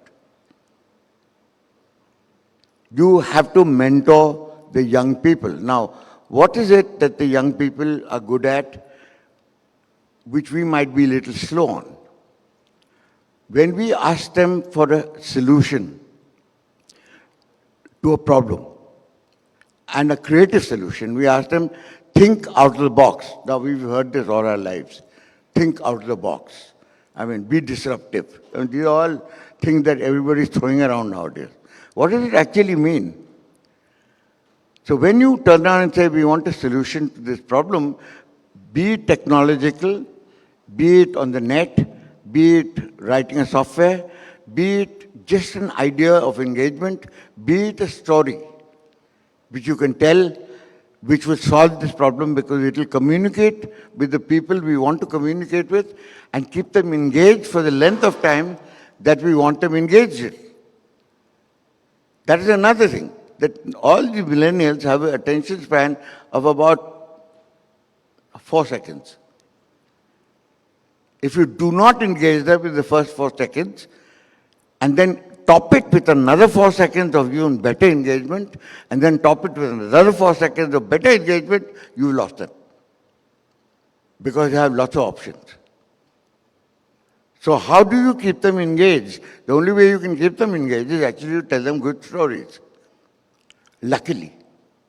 Because that is the only thing that we actually know how to get our teeth into, is a good story. But we've been ignoring it all this while because we think that technology is going to substitute content. And it doesn't. Technology just helps you deliver the content. Better, faster, more uniquely, and with an open-ended solution. So what does a young person do when you ask him that, hey, you got this problem? Give me a creative solution. And come back by tomorrow. So what does he do? He comes back in the next 1 hour with 20 solutions. Like vomit. 19 of those are vomit. One of them is brilliant. Who should judge that? The mentor. Because why? Because the mentor, regardless of the fact that he's a dinosaur in a very technological world, at least he understands what idea has legs, kya chalega, kya nahi chalega, kya daudega, kya nahi daudega. That he knows. He might not be able to manage the kids, but he sees a good idea, he says, ye daudega. And he knows that it is daudega, and its seniority and his experience allows him that facility to make that decision. So he'll turn around and tell you that, ye sab baki chodo, they're very good, but this is best. Let's go with this. Now, what happens internally in every company? Where do the best ideas of young juniors who come up with an idea a day and they're constantly innovating all the time, what happens to the best idea in most middle-aged companies? Any idea? You find them in the dustbin. Why? Because when a youngster comes up with an idea where you want to put serious money behind it, you look at him and say, kal ka lauda hai, isko kya malum hai? And your first job at the middle management level is, yeah, what does the guy think? He thinks he knows more than I do? Let's shoot his idea down. So there's no MyBop for an idea which is produced by a young person in any organization. What it needs is a MyBop. Why do you need a MyBop? You need a MyBop to protect the idea from everybody else. So if a junior presents it to a whole bunch of seniors, the first reaction is, ye kaun hai sala? What does he think he knows? He thinks he's too smart. Let's teach him a lesson. Let's shoot his idea down.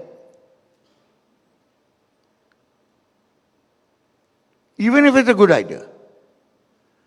So if a mentee comes up with an idea which does not have a mentor, which is a MyBap, it never sees the light of day. It lies in the dustbin. So I believe that the best ideas in any company are in the dustbin. So if you go back to the dustbin, look through them, you'll find ideas which you've missed opportunities for. How many companies have missed those opportunities? Kodak, Nokia. Come on, anybody? The big, massive companies who missed the boat because they couldn't see the difference between tomorrow and today.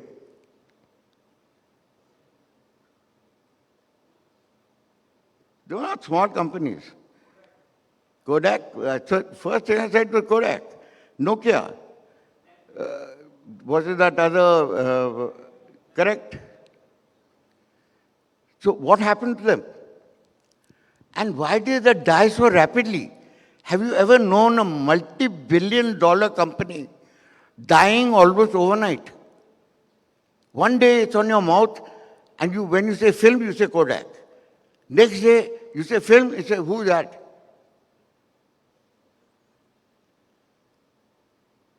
It's just that nobody took a call on the technology with the young people in that organization saying, change to digital, change to what you call, change to this technology, change to this. This is the future, this is tomorrow. And everybody sat back and said, nahi yaar, abhi time hai. We are brand leaders, we are market leaders. We don't have to be in a hurry. We can take our time about it. Nothing changes so quickly. Now let me give you a fact. We've changed in the last 10 years as a country, as a world, more than we have in the last 100 years.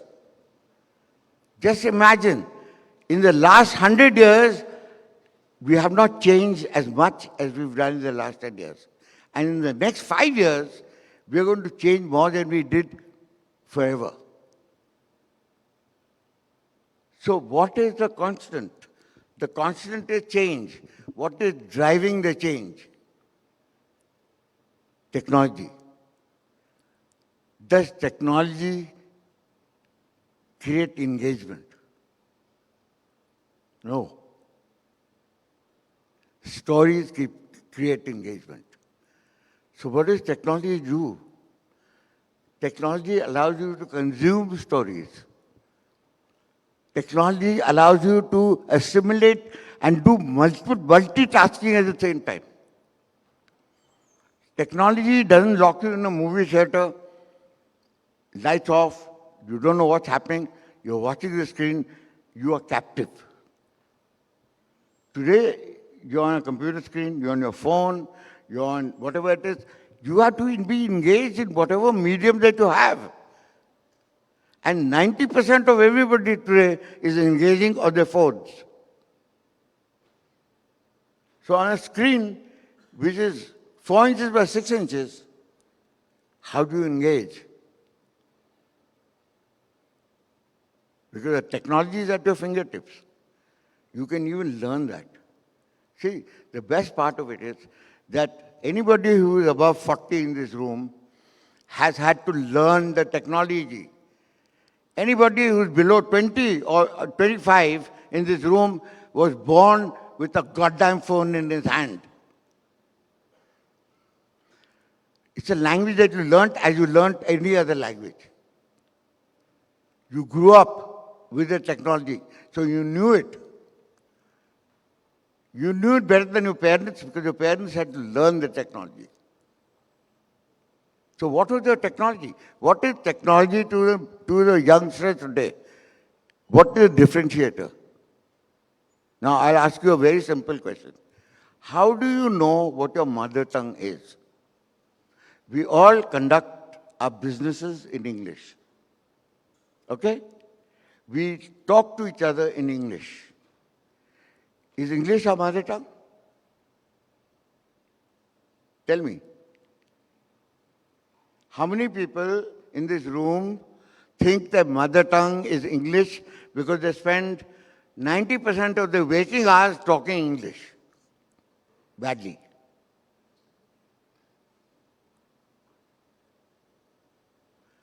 So how do you define mother tongue? Somebody taught me this when I was a trainee in advertising. And somebody who hated English, who only knew Hindi. And he refused to talk to anybody in English, he only talked in Hindi. And in those days, I'm talking about 70s, where the entire advertising business talked in English and created in English and wrote in English. He said, the language that you dream in is your mother tongue. So tell me, how many of you dream in English? Hands. I do. What do you dream in? Right, that's your mother tongue. How many other people dream in English? So if you don't dream in English, what do you dream in, or you don't dream? Do you all dream or not? Hello? I'm trying to be like the millennials, engaging with you guys. You all are sitting there looking at me saying, "Tu bol yaar, hum sunne wale." ऐसे नहीं होता आजकल.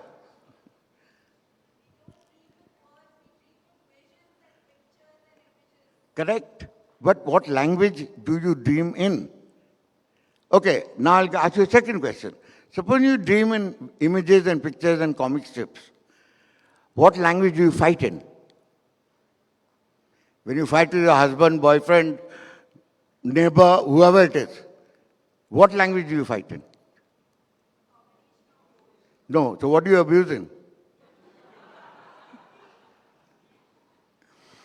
So whatever you abuse in is your mother tongue. You understand? Because that is the first language. So then everybody will turn and say, my first language is Punjabi because I only abuse in Punjabi. It only sounds right in Punjabi. Pahancho, you know.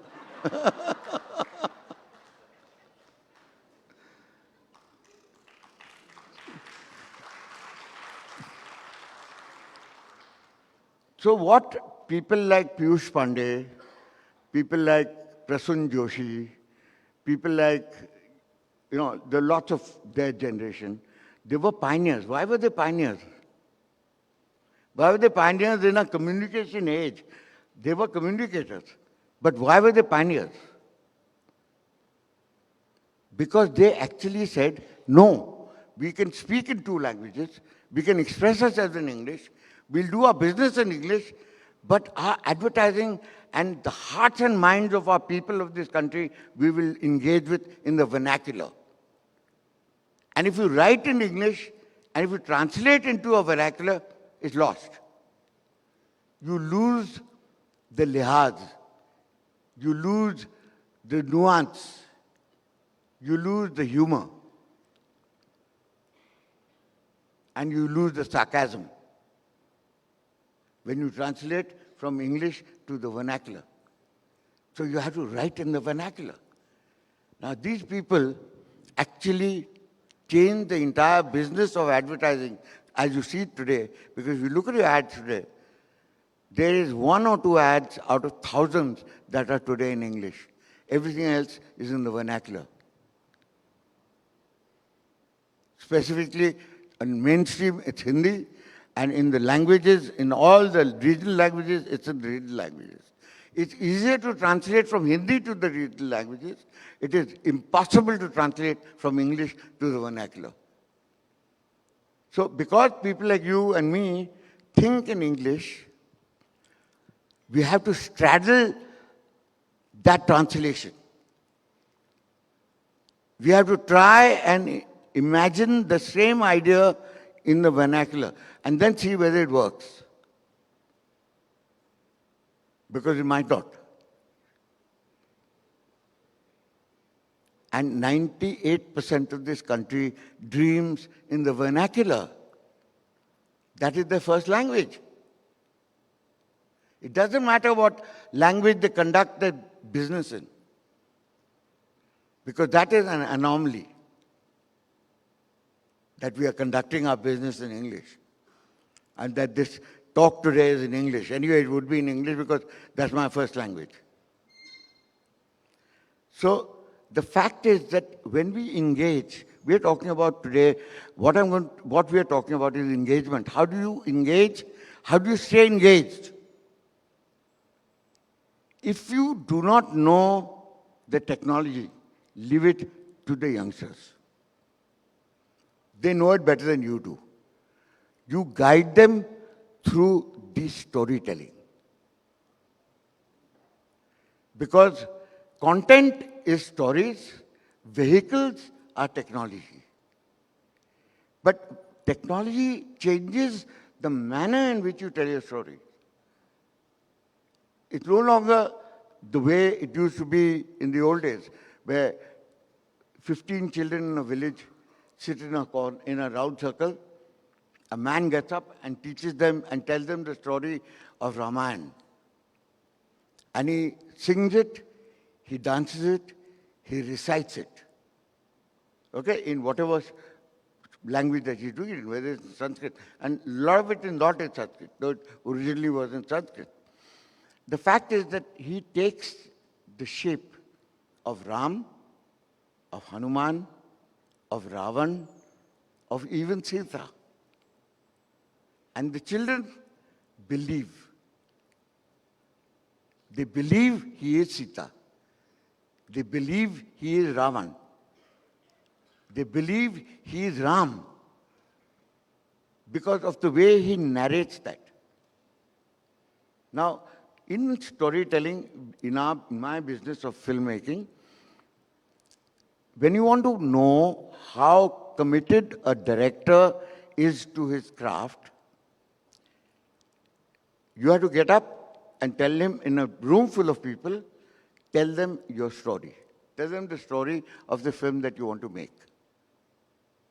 If you can hold that room for the length of the narration of the story, impassioned, then you can close your eyes and put money on where his mouth is. But if you cannot hold an audience, even in terms of articulation, in terms of the story that he wants to tell, then there's a big question mark. Can he execute it in cinema? Because what is the difference between the spoken word, between writing on a piece of paper, and between translating it into a visual communication? There's a small difference, but it's actually a huge difference. A story is prose. A film takes that prose and makes visuals out of it, which becomes poetry. So if a film is not poetry, the film has failed, because it will not engage. So the difference between a story on a piece of paper and the story on a parda, on your phone, on a television set, is the difference between prose and poetry. And nothing less than poetry will actually make it work. It will work in parts, it will work in bits and pieces, but it will not, as we call it, go viral. Why, in the new world, in the new, brave new world of young people, what is the concept of the animal called viral? Can anybody tell me? All of us sitting in this room engage with the whole idea that एक दिन हमारे यहाँ जो communication है वो viral जाएगा. Viral means basically that आप एक दफे पर्दे पे डाल दीजिए, उसका पैसा दे दीजिए, उसके बाद अपने आप जाएगा वो. It has its own life because people see it, love it, pass it on to 10 friends, who pass it on to 10 friends, who pass it on to 10 friends, and you get a couple of million hits in a couple of days without you ever having to pay a sou. Basically, that's what it means, right? So why would today's kids, how many of you guys are below 25? Please, hands. Don't be scared. Yeah, lift it. Should be proud. It's your day. We're all hanging on to your shirt tails. Come on. How many guys? One young lady. How many people are below the age of 25? Nobody? We are doomed. We've left all the award winners behind, and everybody who's senior has come to receive the awards, which those guys have actually worked for. So well done, madam. You probably deserve the award you're going to get. Nobody probably does it. Nobody else does it. They've either paid for it, or they've chopped it, or they've stolen it. So, what makes things go viral today? I mean, if you look at the things that go viral, you cannot imagine. You look at the animal and say, "It's kya hai yaar? What is in it that has made it go viral?" You remember that Korean song that went viral a couple of years ago? What was that? Yes, correct. Did you like it? I hated it. I couldn't understand why it went viral.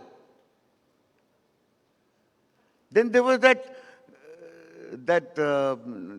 Rajnikant's son-in-law, what is his name? Yeah, Kolavari. I mean, Kolavari went viral.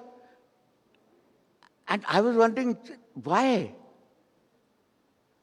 And that is when I knew that I wasn't with it anymore. Because if I had to ask the question, why has this damn thing got viral, means I was out of the loop. I did not understand. And where was it going viral? It wasn't going viral with middle-aged people. It was going viral with young people. And viral at such a rate that it was unimaginable. Isn't that what you all want to do with your communication? Isn't that what everybody else dreams about, communicating in that way? So what I did was, I said, have we really gone out of fashion in the way we tell our stories and the manner that we tell our stories? So I went through 20 years of great advertising. And I found that the 90s had the greatest advertising that this country has ever produced. Some of the most amazing work in terms of storytelling, in terms of casting, in terms of the way it was presented, etc. at that time. I'm not too sure whether it is relevant even today. It is relevant for people who are in this room. But whether it's relevant for that young lady who is below 25, I don't know. I'll have to ask you. So I'm going to show you a couple of films which I found, which to me were great storytelling because it required courage to tell those stories. Okay? It required courage not only from the side of the producer of the stories, the writer of the stories, the agencies that actually back the stories, but also from the clients who had to put money down to say, go, make it. And don't pull punches. Don't worry about what my sensitivities are. Make the story the way you want to make it. And the first one is a 20-year-old story of a brand called Cadbury's. The brand was an Angrezi brand. And a young copywriter who had just left tea tasting and joined advertising had written this particular script And the Cadbury's lot had looked at it and said, "Ye to ho hi nahi sakta." So he said, "Why?"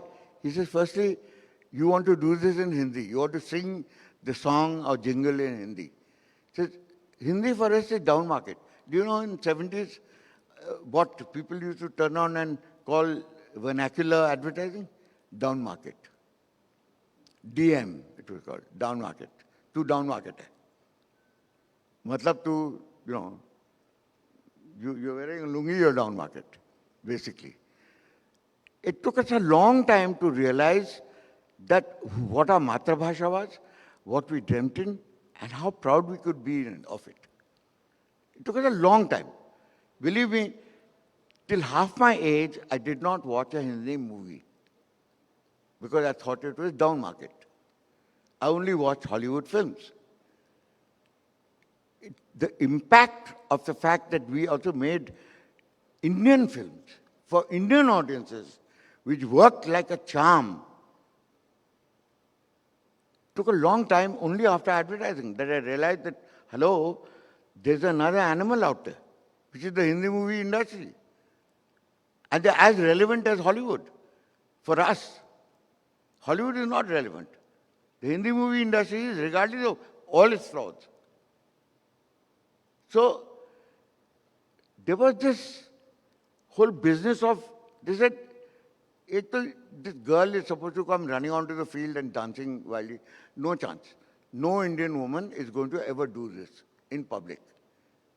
Either she doesn't have the bad manners to do it, or she's far too conservative, or she's brought up in a manner where she thinks it's wrong. Secondly, this girl, this Indian girl, has got bob cut. Okay, I'm talking about how the vernacular describes an Angrez, a convent-educated girl. उसके बाद bob cut है, उस पर frock पहनती है और lipstick भी पहनती है, तो चालू है. Not today. Maybe, you might find it alien today to think what I'm speaking about. But not too far back, that was what your two-tier towns actually thought.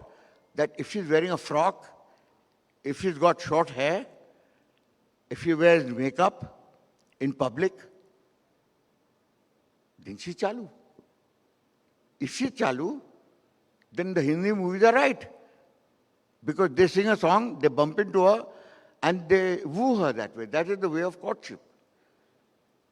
So a lot of people thought that by bumping into you or invading your space or trying to sing songs to you in public, they would actually look like heroes and you would attract women. And it completely is the opposite to women. But, so the client turned around and said, why would a woman do this? So why should we associate with it? We are a chocolate. So you know what Piyush Pandey told them? He says, you're 4% of market share. They said, no, we are market leaders. We have 90% of market share. So he says, you have 4% of market share because your competition is laddus, barfis, imartis, gulab jamuns and everything else that comes in the pantheon of sweetmeats. Why are you not considering them your competition? So they said, no, that's down market. So he said, until the Indian diaspora does not call it chocolate, it does not belong to them. It belongs to you. You can keep selling it to them forever. And they actually turned around and said no to him. You know what he did at that time? 22 years ago. He got up and he said, you don't understand my country. You don't understand my language. You don't understand the fact that I know my country better than you do because I've traveled all over this country in a third-class compartment when I was playing Ranji Trophy for Rajasthan. In those days, cricketers had no money. So they used to travel third class to play Ranji Trophy matches all over the country. He said, I learned more about my country in the third-class compartment of railway trains than I did from any book. He said, I know my country. I know what I'm talking about. And if you don't appreciate that, I will not work for you. And he left the room. To the shock of not only his bosses, but also the clients, who said, how can any young copywriter turn around and talk so rudely to us and walk out? So they called him back and said, okay, sit. Why are you so angry? He says, because you don't understand my country. He says, okay, supposing we let you do this film. We have one condition. We'll test it. We'll MR it, what they call market research in those days. Okay? And if it passes the test, then we'll allow it to run. So he said, fine. He said, but I will select the group of people who you show it to, not you, not the MR company. So they said, okay. So when they tested it, they asked them 2 questions. They said, do you like the film? So they all said yes. He says, would you do what she's doing to all the women in the room? And there were a majority of women in that room. So would you do what she's doing? They said no. He said, if you don't or wouldn't identify with what she's doing and you wouldn't do it, then how do you like the film? You know what the answer was? Every woman in the room said, she lives inside us. She is the spirit of the Indian woman, and we might not show it because we are a little embarrassed and we don't have the confidence yet, but one day we will. So 25 years later, Cadbury's made a film which was exactly the same film what they made 20 years ago with a role reversal. There was a Sardar boy instead of the girl doing exactly what the girl did. Let's have a look at the film. Who's running it? The first film. And stop it after that.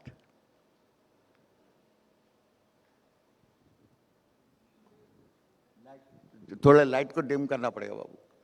And those lights you might have to kill. You might have to kill all the face lights.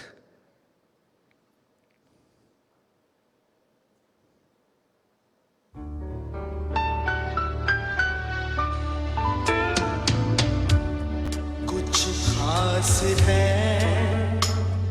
हम सभी में, कुछ बात है हम सभी में, बात है खास है, कुछ स्वाद है,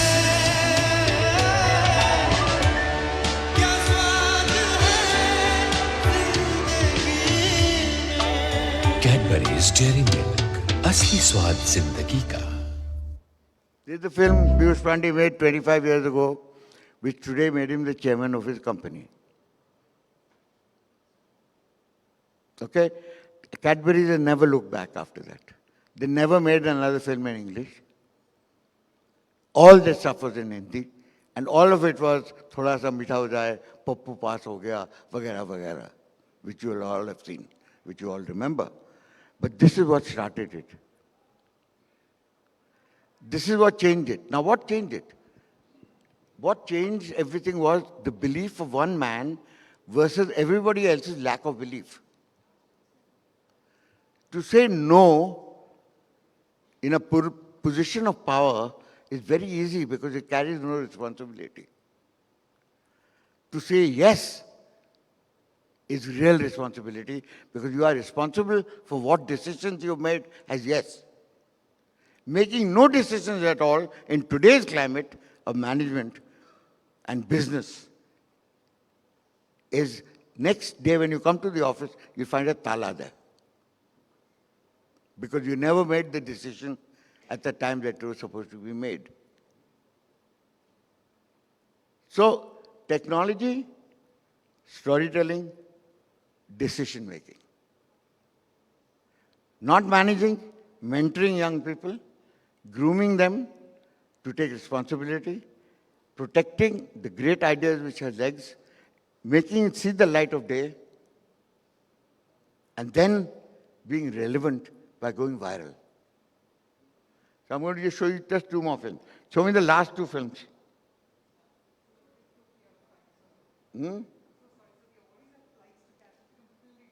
So they're right here. There's a traffic jam. They're never going to catch the flight anyway. So when it's inevitable, what do? Are you going to be stuck in a traffic jam outside or watching films here? So with your permission, we'll play this video, if that's fine, sir. With your permission, No, just no, this let video. them play the video, the last 2 films. Okay. Last 2, that's the last one. This one, sir. This is the last one, Yes. the one before this. This one, correct. Perfect. But started from the beginning. Now, that film, Cadbury's was made 25 years ago. This film was made last year.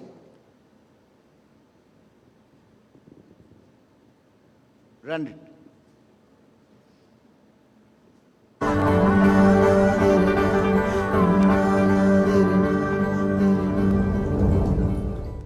This was also a great film, and anyway.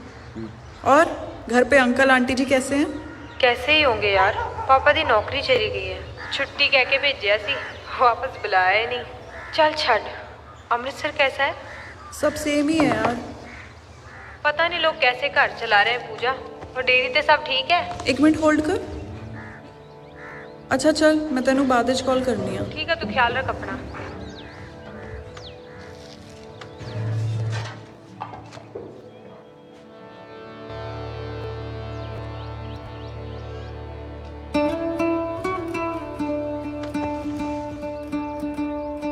Puja milk centre को workers की ज़रूरत है। अगर आप किसी को जानते हैं जिसकी हाल ही में नौकरी गई हो तो हमसे मिलने जरूर भेजें। दीदी 1 मिनट आना। की होया? यहाँ की है, कहाँ जरूरत है हमें वर्कर्स की, 3 ही नहीं संभल रहे हैं पहले।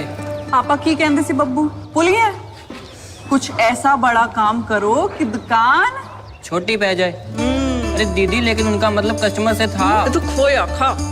उस्ताद जी, खोया बढ़िया बना है। थैंक यू दीदी। हाँ जी, पहले क्या काम करते थे? आप दोनों साथ हो? नहीं जी, मैं कारपेंटर। ये मिल्क सेंटर है, रोज सवेरे 3 बजे आना। जी दीदी। ठीक है, आ जाओ। छोटू, इनको ऊपर लेके जा। हाँ जी, आप? दीदी, वो नौकरी के बारे में पढ़ा था। आ जाओ जी, आ जाओ। 3 बजे। हाँ। चलो भाई, ऊपर चलो। उस्ताद जी, ये सब आपके हवाले। लेकिन दीदी, यहाँ इतने आदमी करेंगे क्या? वो करा लेंगे कुछ। ओ दीदी। हाँ जी भैया, क्या चाहिए? क्या चाहिए? ओए तू कौन है? जी मैं टिड्डा, न्यू मैनेजर। आप कौन? मैं कौन? दस तेनू। पाजी 1 मिनट। वो कौन हो आप लोग? क्या हुआ तेरे को? आप क्या काम करते थे? जी मैं टेलरिंग का काम करता था। अच्छा टेलर पाजी, आप किसी ड्राइवर मैकेनिक को भी जानते हो? हाँ जी। नहीं, मैं कह रहा उनको भी ले आना। ताज जी, 1 मोर।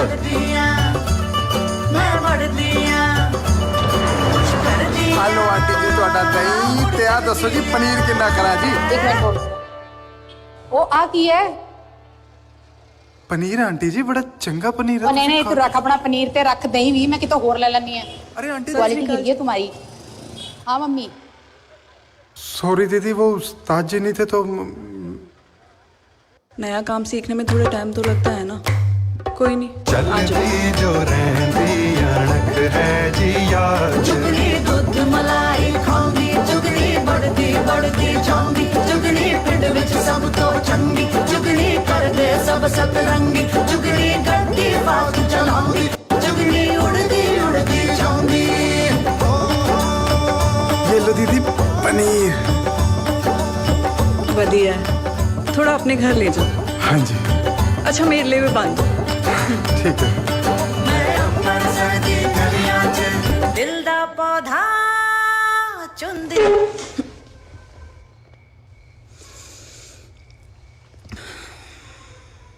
फौज क्यों इकट्ठी करी इतनी, जब खुद ही लड़नी है जंग? ओए पापा की कहंदे सी? मम्मी पनीर में मटर मत डाला करो यार। अंकल जी गलता सुनो मेरी, थोड़ा टाइम दे तो मैंने सारी पेमेंट कर देनी है आपकी। पुत्र जी जे सामने पेमेंट नहीं आएगी तो मैं आगे पेमेंट कैसे करूंगा? की कहते ने? कुछ नहीं, चल। मालिक मेरी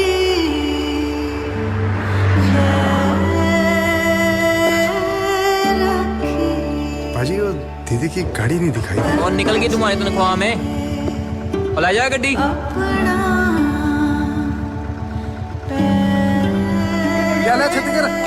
दीदी दिवाली आने तक ना दिवाला निकल जाएगा हमारा, देख ले। एक्स्ट्रा लोगों को निकालना होगा यार। वो इनकी भी तो दिवाली है यार।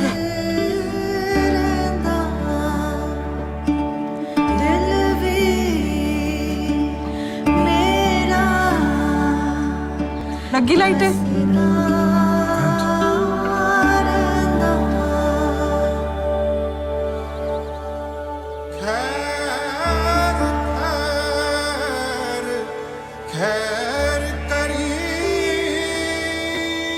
आजा बब्बू,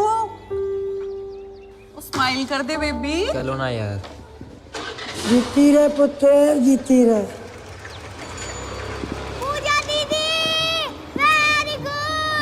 वो देखो देखो पूजा, पूजा। हाय पूजा। ओ क्या हो गया सबको? क्या हो गया यहाँ पे? चोरी तो नहीं होगी? ओ हेलो, क्या हो रहा है ये? उस्ताद जी।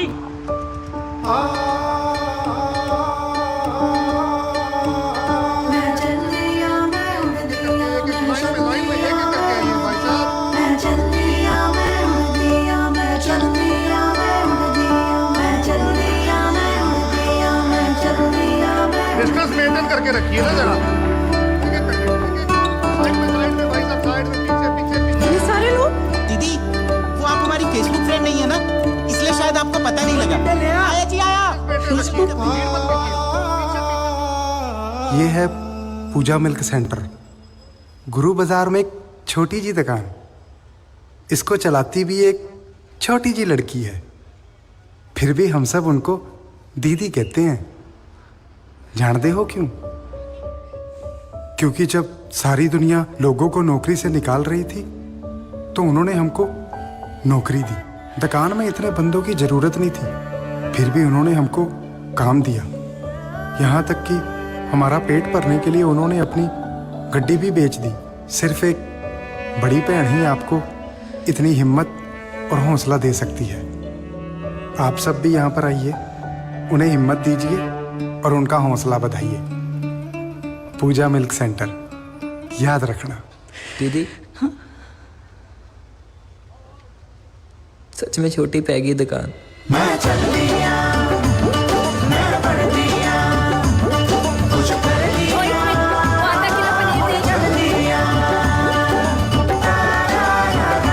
दिल खोल के तो देखो, दुनिया खुल जाएगी। Facebook.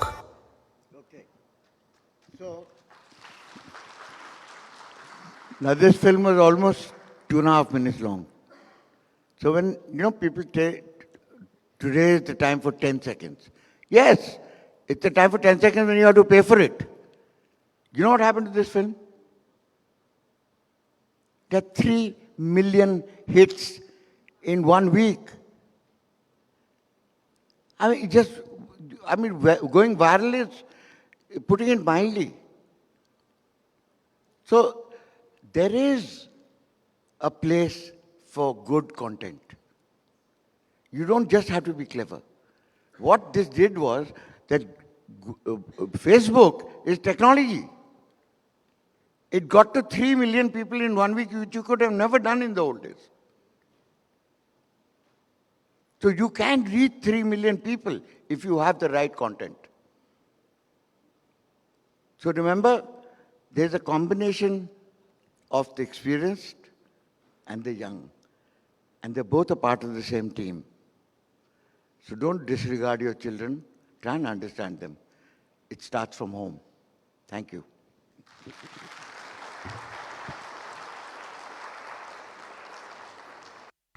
Thank you very much, sir. I must admit, every time you share your words, it's always nothing short of a masterclass. Thank you once again. And if I may please invite Sharad Gupta, co-founder and COO Team Marksman, to please come on stage to also please felicitate our fantastic and our very eminent speaker, Mr. Prahlad Kakar.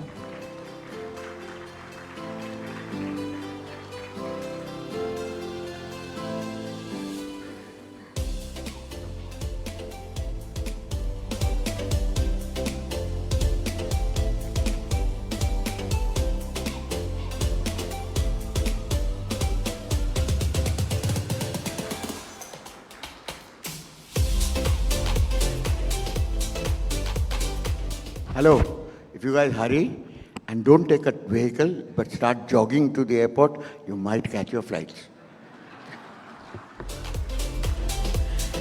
True that, sir. Thank you so much again for joining us. And with that, we're going to quickly set the stage for the felicitations that we are all geared up for this evening. Well, yes, ladies and gentlemen, it's the most exciting part that all of you have been waiting for.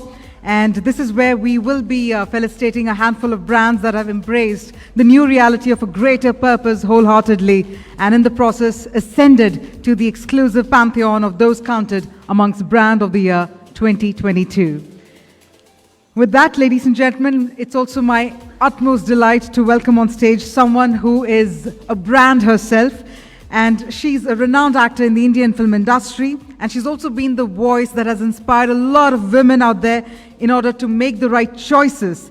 And that's what a brand does, to innovate constantly and consistently in order to stay relevant in times and also make that impact. And that's who she is. Ladies and gentlemen, we have with us the august presence of none other than the fantastic, the beautiful Neha Dhupia. Please put your hands together. And please help me welcome on stage Neha Dhupia. And I must say I'm doubly delighted as a naval kid myself to welcome you here. Thank you so much for joining us. We're just going to have a hand mic very quickly on the stage, please. I'm going to request our team to quickly hand me over the hand mic as well.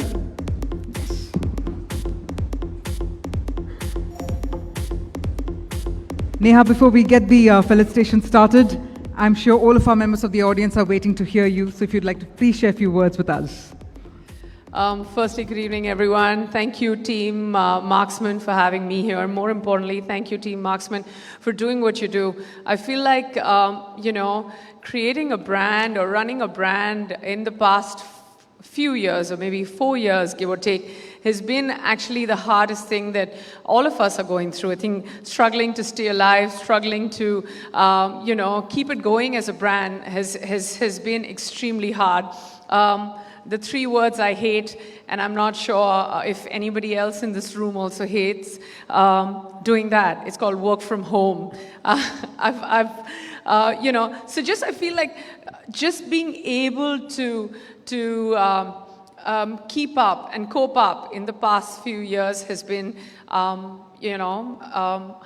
It's been a lot to take in for all of us. I think as a brand, like you said, staying relevant is something that we work towards literally every day, but nobody ever worked towards working through a pandemic. What I hear from everyone at Team Marksman is that everybody here in this room has done exceptionally well over the past few years in these tough times as well. So most importantly, give yourselves a huge round of applause. Thank you very much for being here. Lots of you most of you are going home with these trophies, and I'm pretty sure each one more well-deserved than the other. So congratulations in advance, and I look forward to this.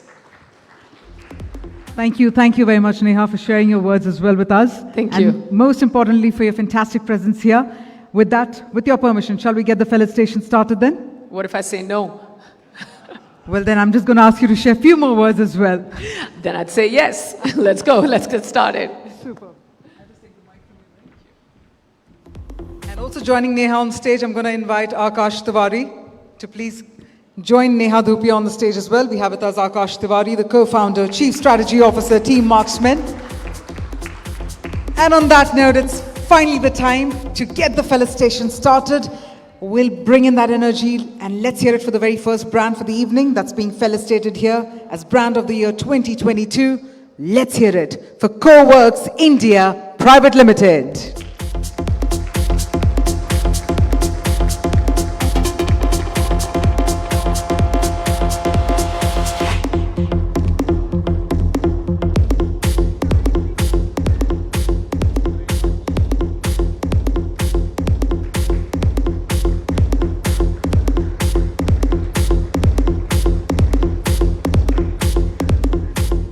Let's keep that applause going, ladies and gentlemen, as I now invite the next organization, Astral Bond Tight, to please come on stage.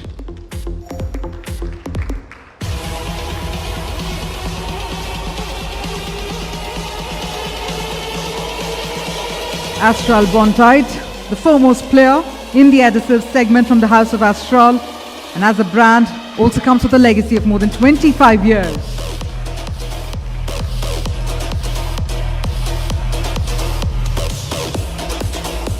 Well, the next brand that's being felicitated this evening, ladies and gentlemen, Baramati Agro Limited. Can we have a huge round of applause? A 3.5 decades old, diversified agri-conglomerate, Baramati Agro has its corporate office at Pune with a global footprint, focusing on business verticals.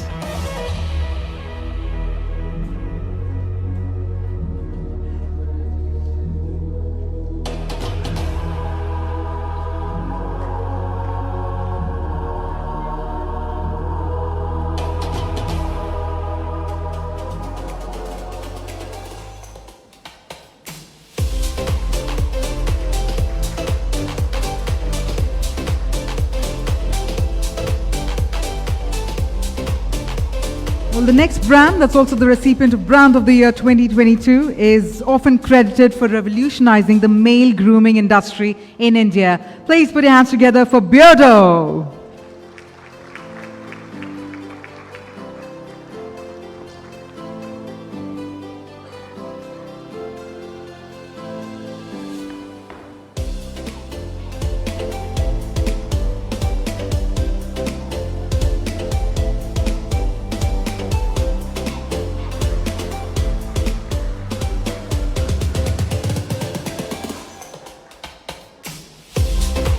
This evening is brimming with a lot of inspiration. Let's move ahead and invite the next team. Let's hear it for Bergner, India.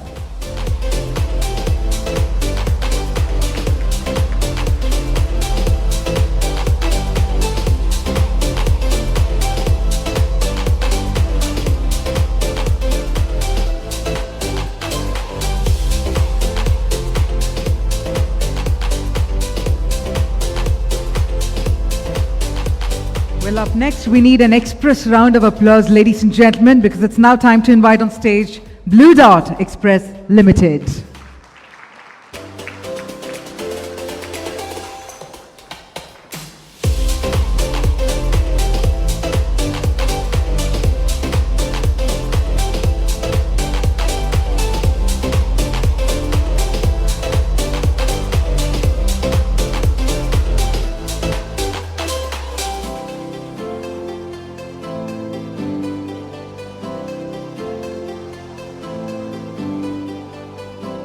Our next recipient of Brand of the Year 2022, we'd now like to invite the team from Borders.com.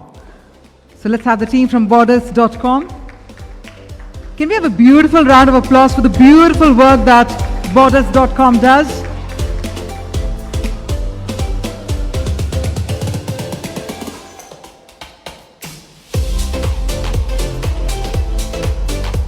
Well, they are revolutionizing the Indian beauty market as we speak and making huge strides with their innovative marketing campaigns and scoring important headlines within a mere 2-year inception. So congratulations. On that note, time to also invite the next team from another very prominent brand, ladies and gentlemen, Bosch Home Appliances.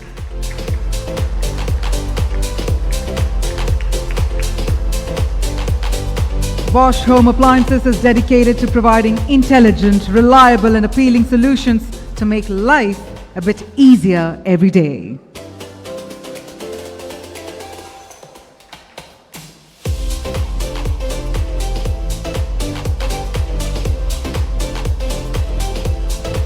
Well, the next brand that's also solving logistics problems for companies across the globe, let's hear it for C.H. Robinson.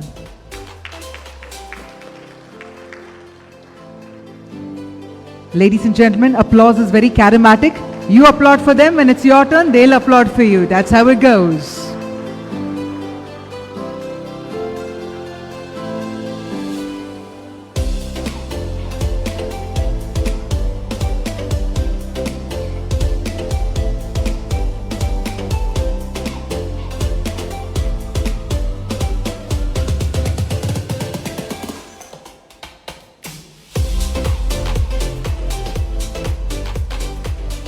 Well, let's also hear it for the next brand. Ladies and gentlemen, Camp.in. We'll have a round of cheer, though I've been informed that the team isn't here. So then let's move ahead. And let's have the brightest smiles as I announce the name for Colgate Visible White, the next brand that's being honored here as Brand of the Year 2022, Colgate Visible White. Can we make those smiles a little more visible, ladies and gentlemen? Colgate Visible White.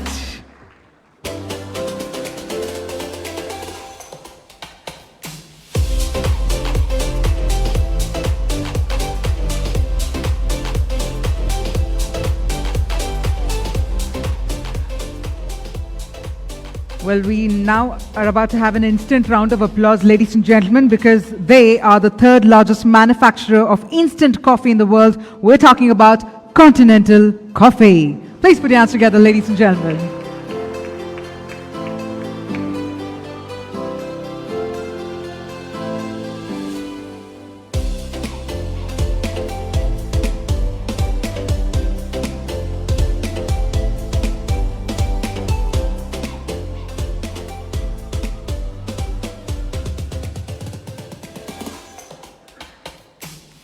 The next brand that's a recipient of Brand of the Year 2022 is Pune's Creative Living Campus and India's first and largest destination in home and interiors. Please put your hands together for Creativity Mall.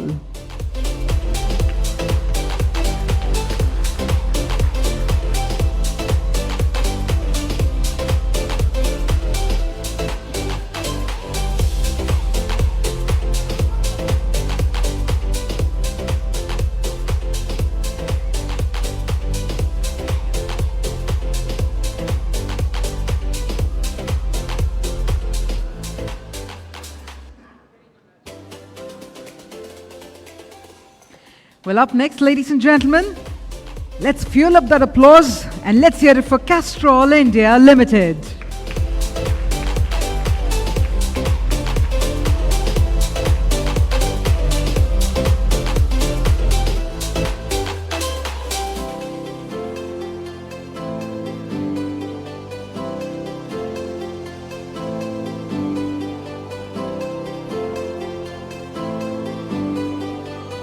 Ladies and gentlemen, the next brand that's being felicitated this evening, let's hear it for D-Decor, one of the largest manufacturers of woven upholstery and curtain fabrics in the world. Ladies and gentlemen, D-Decor.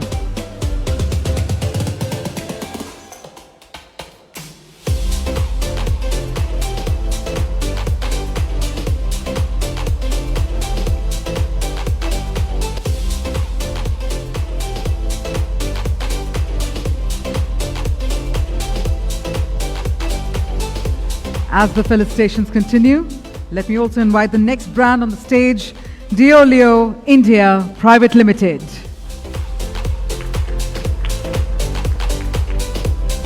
I'd like to invite the entire team here from Deoleo India Private Limited to please come on stage.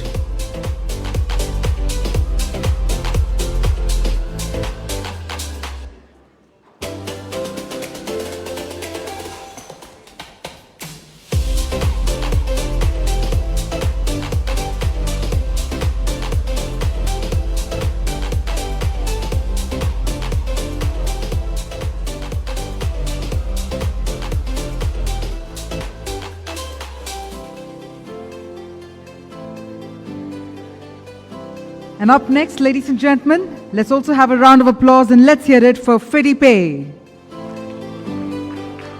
You know, clapping is free. You're not taxed. You don't have to pay. But let's clap for FidiPay.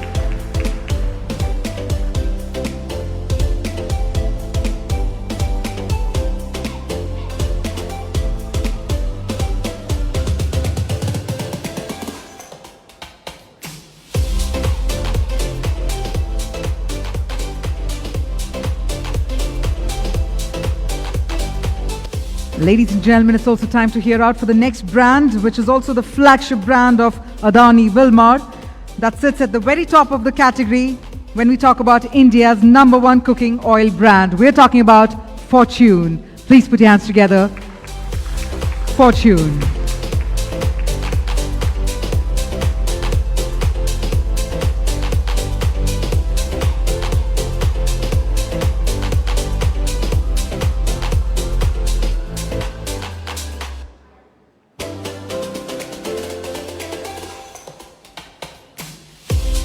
Our next brand we'd like to invite on stage, Home Lane. Can we have a round of applause, ladies and gentlemen, to invite Home Lane, that uncomplicates home interiors for homeowners by making it personalized, pocket-friendly, as well as predictable.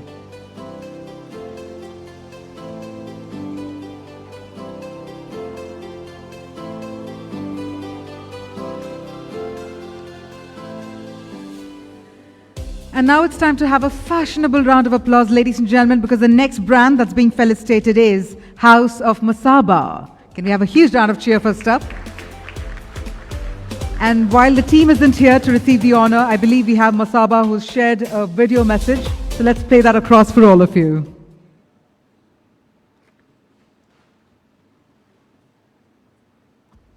Thank you so much, India Today, for giving the House of Masaba the Homegrown Brand of the Year award. It means a lot. We're a very India-proud brand, and everything we do and our endeavor is to be putting India on the map, on the global map.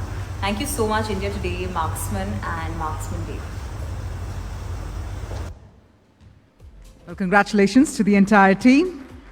And with that, let's also march ahead and invite the team from HP to please come on stage to also receive the honor as the Brand of the Year 2022. HP.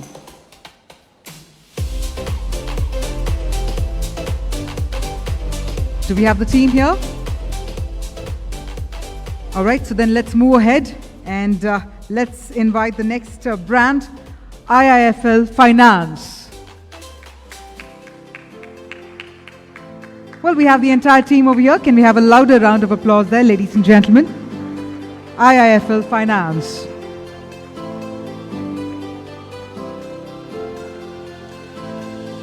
IIFL Finance is India's largest retail-focused non-banking finance company which caters to credit card needs of over 10 million unbanked and underserved customers, empowering small businesses and millions of livelihoods.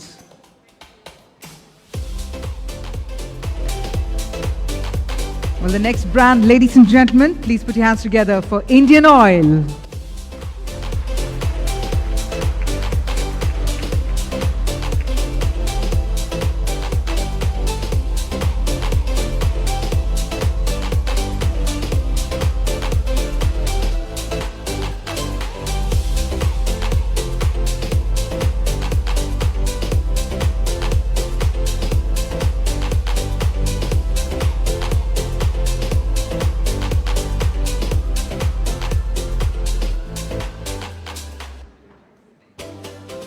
And now we'd like to invite on stage Indospace Development Management Private Limited to please come on stage to receive the honor as Brand of the Year 2022. Indospace Development Management Private Limited. Can we have a round of applause first up to congratulate the team? Well, while they're not over here, so then let's march ahead and invite the next brand, Innovity Payment Solutions.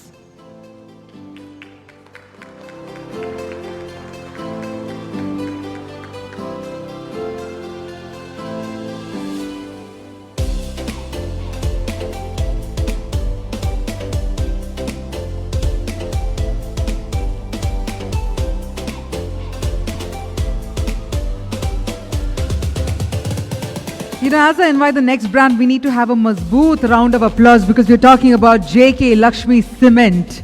So can we have a really strong round of applause there? And let's invite the team on stage, please.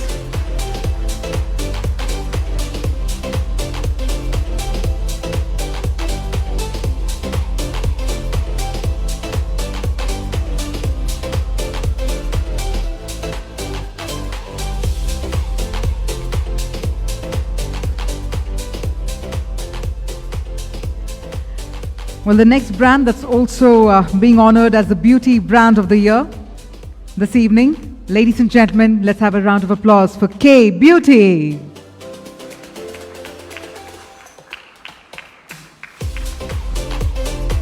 All right. K-Beauty it is, but the team isn't here, and so is Katrina Kaif, not over here. But on that note, let's also march ahead to the next brand. I believe if the team is here, if I'd like to invite them. K-Beauty. All right, so then on that note, on that beautiful note, let's go ahead, because the next brand, we need to make our applause really yummilicious. We're talking about Keventers, ladies and gentlemen.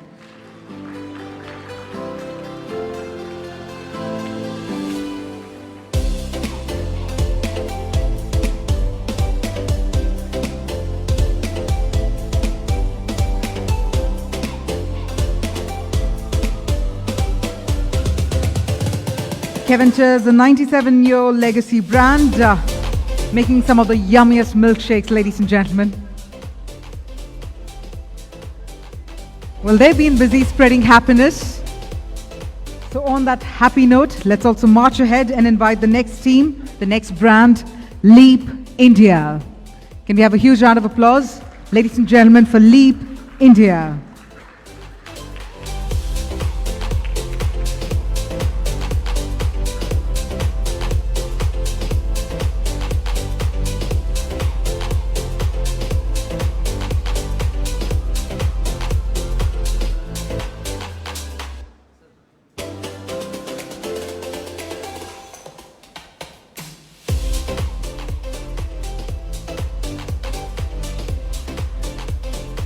And I'd now like to invite the next brand that's being honored this evening, ladies and gentlemen, Linen Club. Please put your hands together.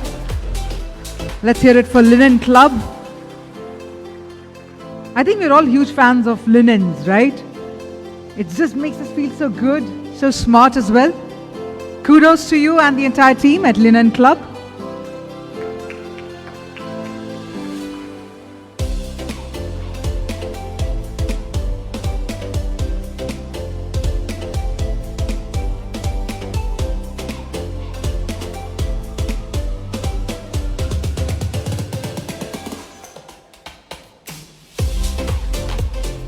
Well, as I invite the next brand on stage, ladies and gentlemen, leading women's wear brand in India. In fact, they are the first leggings brand in India, and I'm sure by now all of you have guessed I'm talking about Lyra. Can we have a huge round of applause?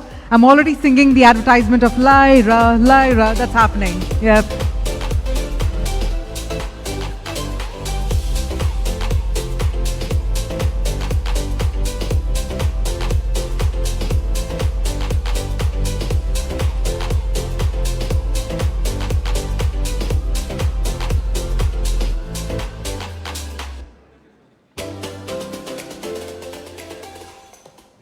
We now move ahead and let's honor the next brand, ladies and gentlemen, MRF. Let's have a huge round of applause.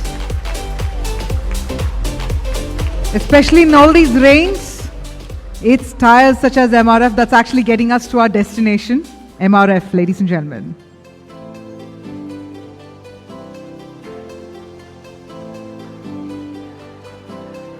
And the next iconic brand that's being felicitated this evening, National Stock Exchange.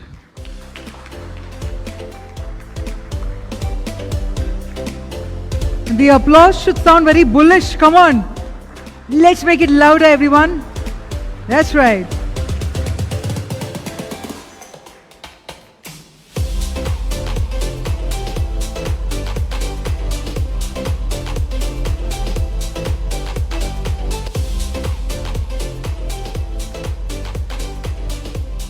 I know we're all shopping fans, and the next brand that's being felicitated is Nexus Malls. Let's have a round of cheer, but I've been informed that the team isn't here. So then let's march ahead and let's invite the next team, Pavarica Limited. Do we have the team here from Pavarica Limited? Yes, we do.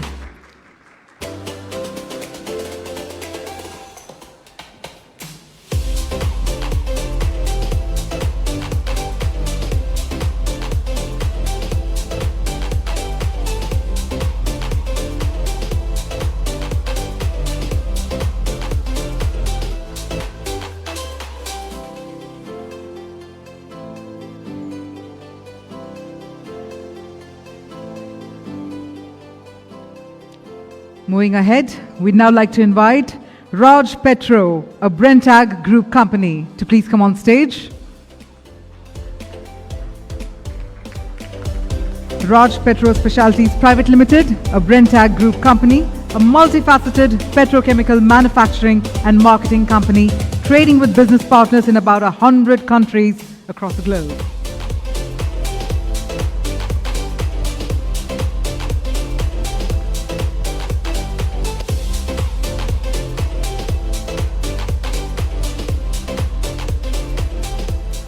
I know many of us are digital immigrants, digital natives, so it's time to put our hands together for Reliance Digital, the next brand that's being felicitated this evening.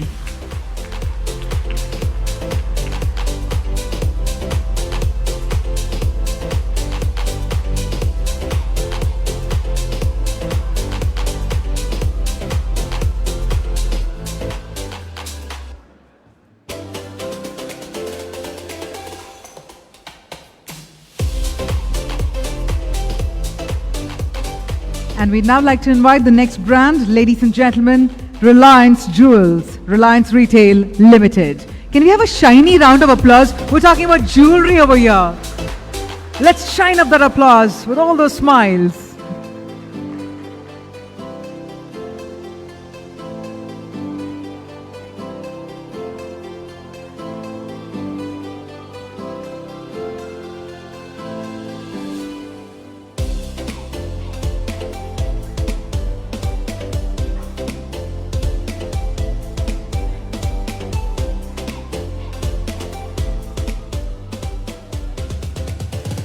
And up next, let me invite, ladies and gentlemen, Rhinac India Limited.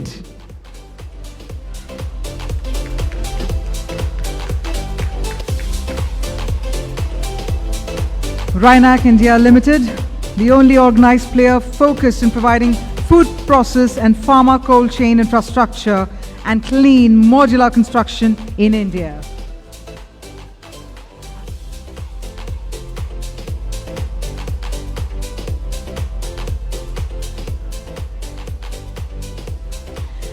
We'd now like to invite Sani Heavy Industry India Private Limited to please come on stage. Can we have a louder round of applause? Also part of the felicitations here as Brand of the Year 2022.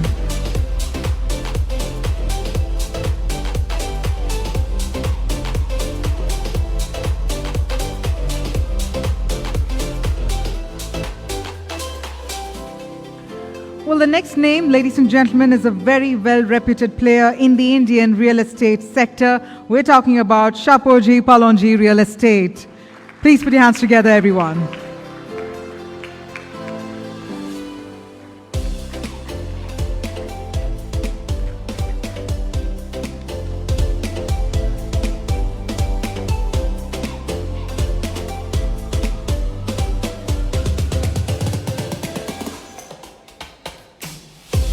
And now it's time to have an entertaining round of applause. Let's hear it for Shimaru Entertainment.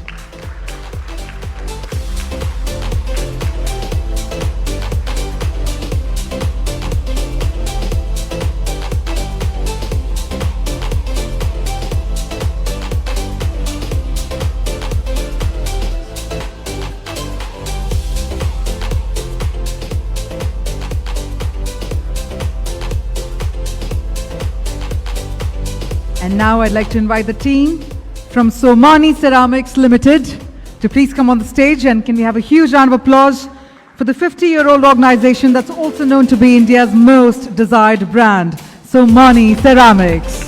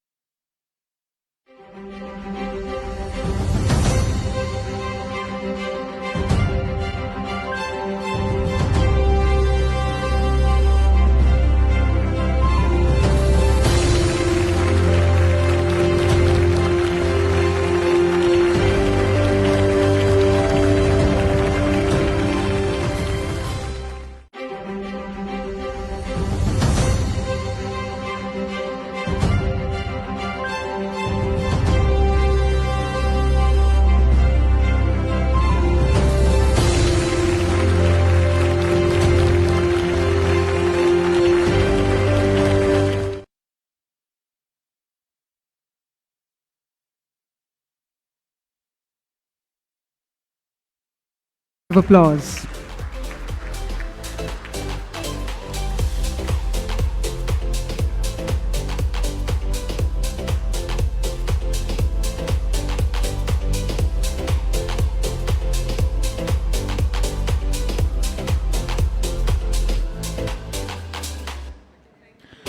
Well, the next brand, in fact, launched in 1983 as the first national branded salt of India. We're talking about Tata Salt by Tata Consumer Products Limited. Can we have a huge round of applause? I'd like to invite the team from Tata Salt. All right, then let's march ahead and let's hear it for the next brand that has literally redefined EdTech. We're talking about Upgrad. Can we have a huge round of applause? I believe Mayank joined us back in the evening, but I think the team isn't here. So then let's move ahead and let's now invite Utkarsh Small Finance Bank. Can we have a big round of applause for Utkarsh Small Finance Bank? One of the most profitable small finance banks in India and among the leading small finance banks in the country in terms of return on assets and having the highest return on equity among small finance banks in India in fiscal 2020.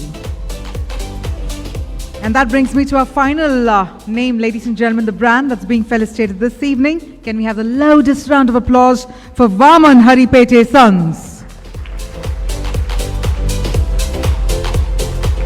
With a legacy of 113 years, Vaman Haripete Sons is a fine amalgamation of timeless jewelry with modern offerings catering to the genuinely discerning Maharashtrian patrons across the globe.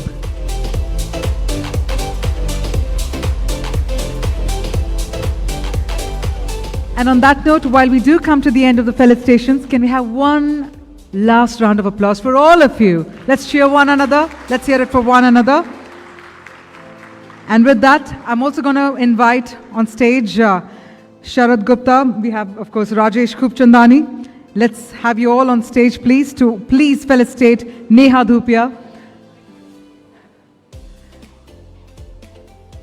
Ladies and gentlemen, as a cherished cinematic personality, can we have a louder round of applause? And let's hear it for none other than Neha Dhupia. Rajesh, let's have you on the stage as well.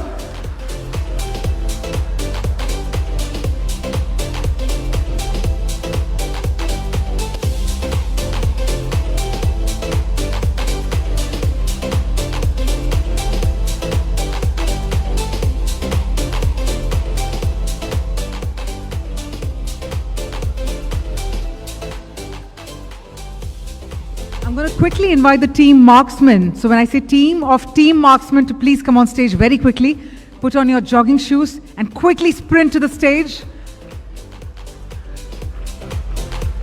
And can we also have a round of applause to congratulate the team marksmen. Well, they are the team that have managed to put this entire evening for all of us. So let's have you all very quickly for a group photograph.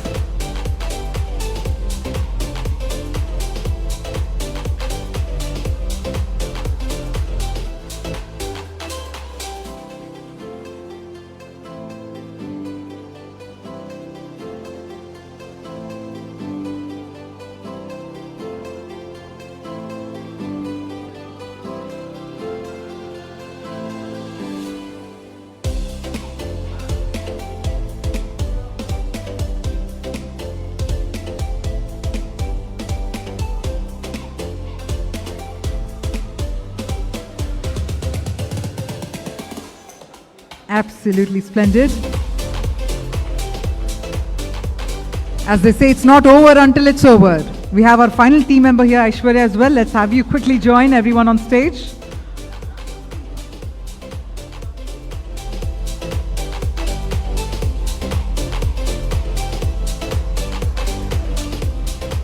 Thank you so much.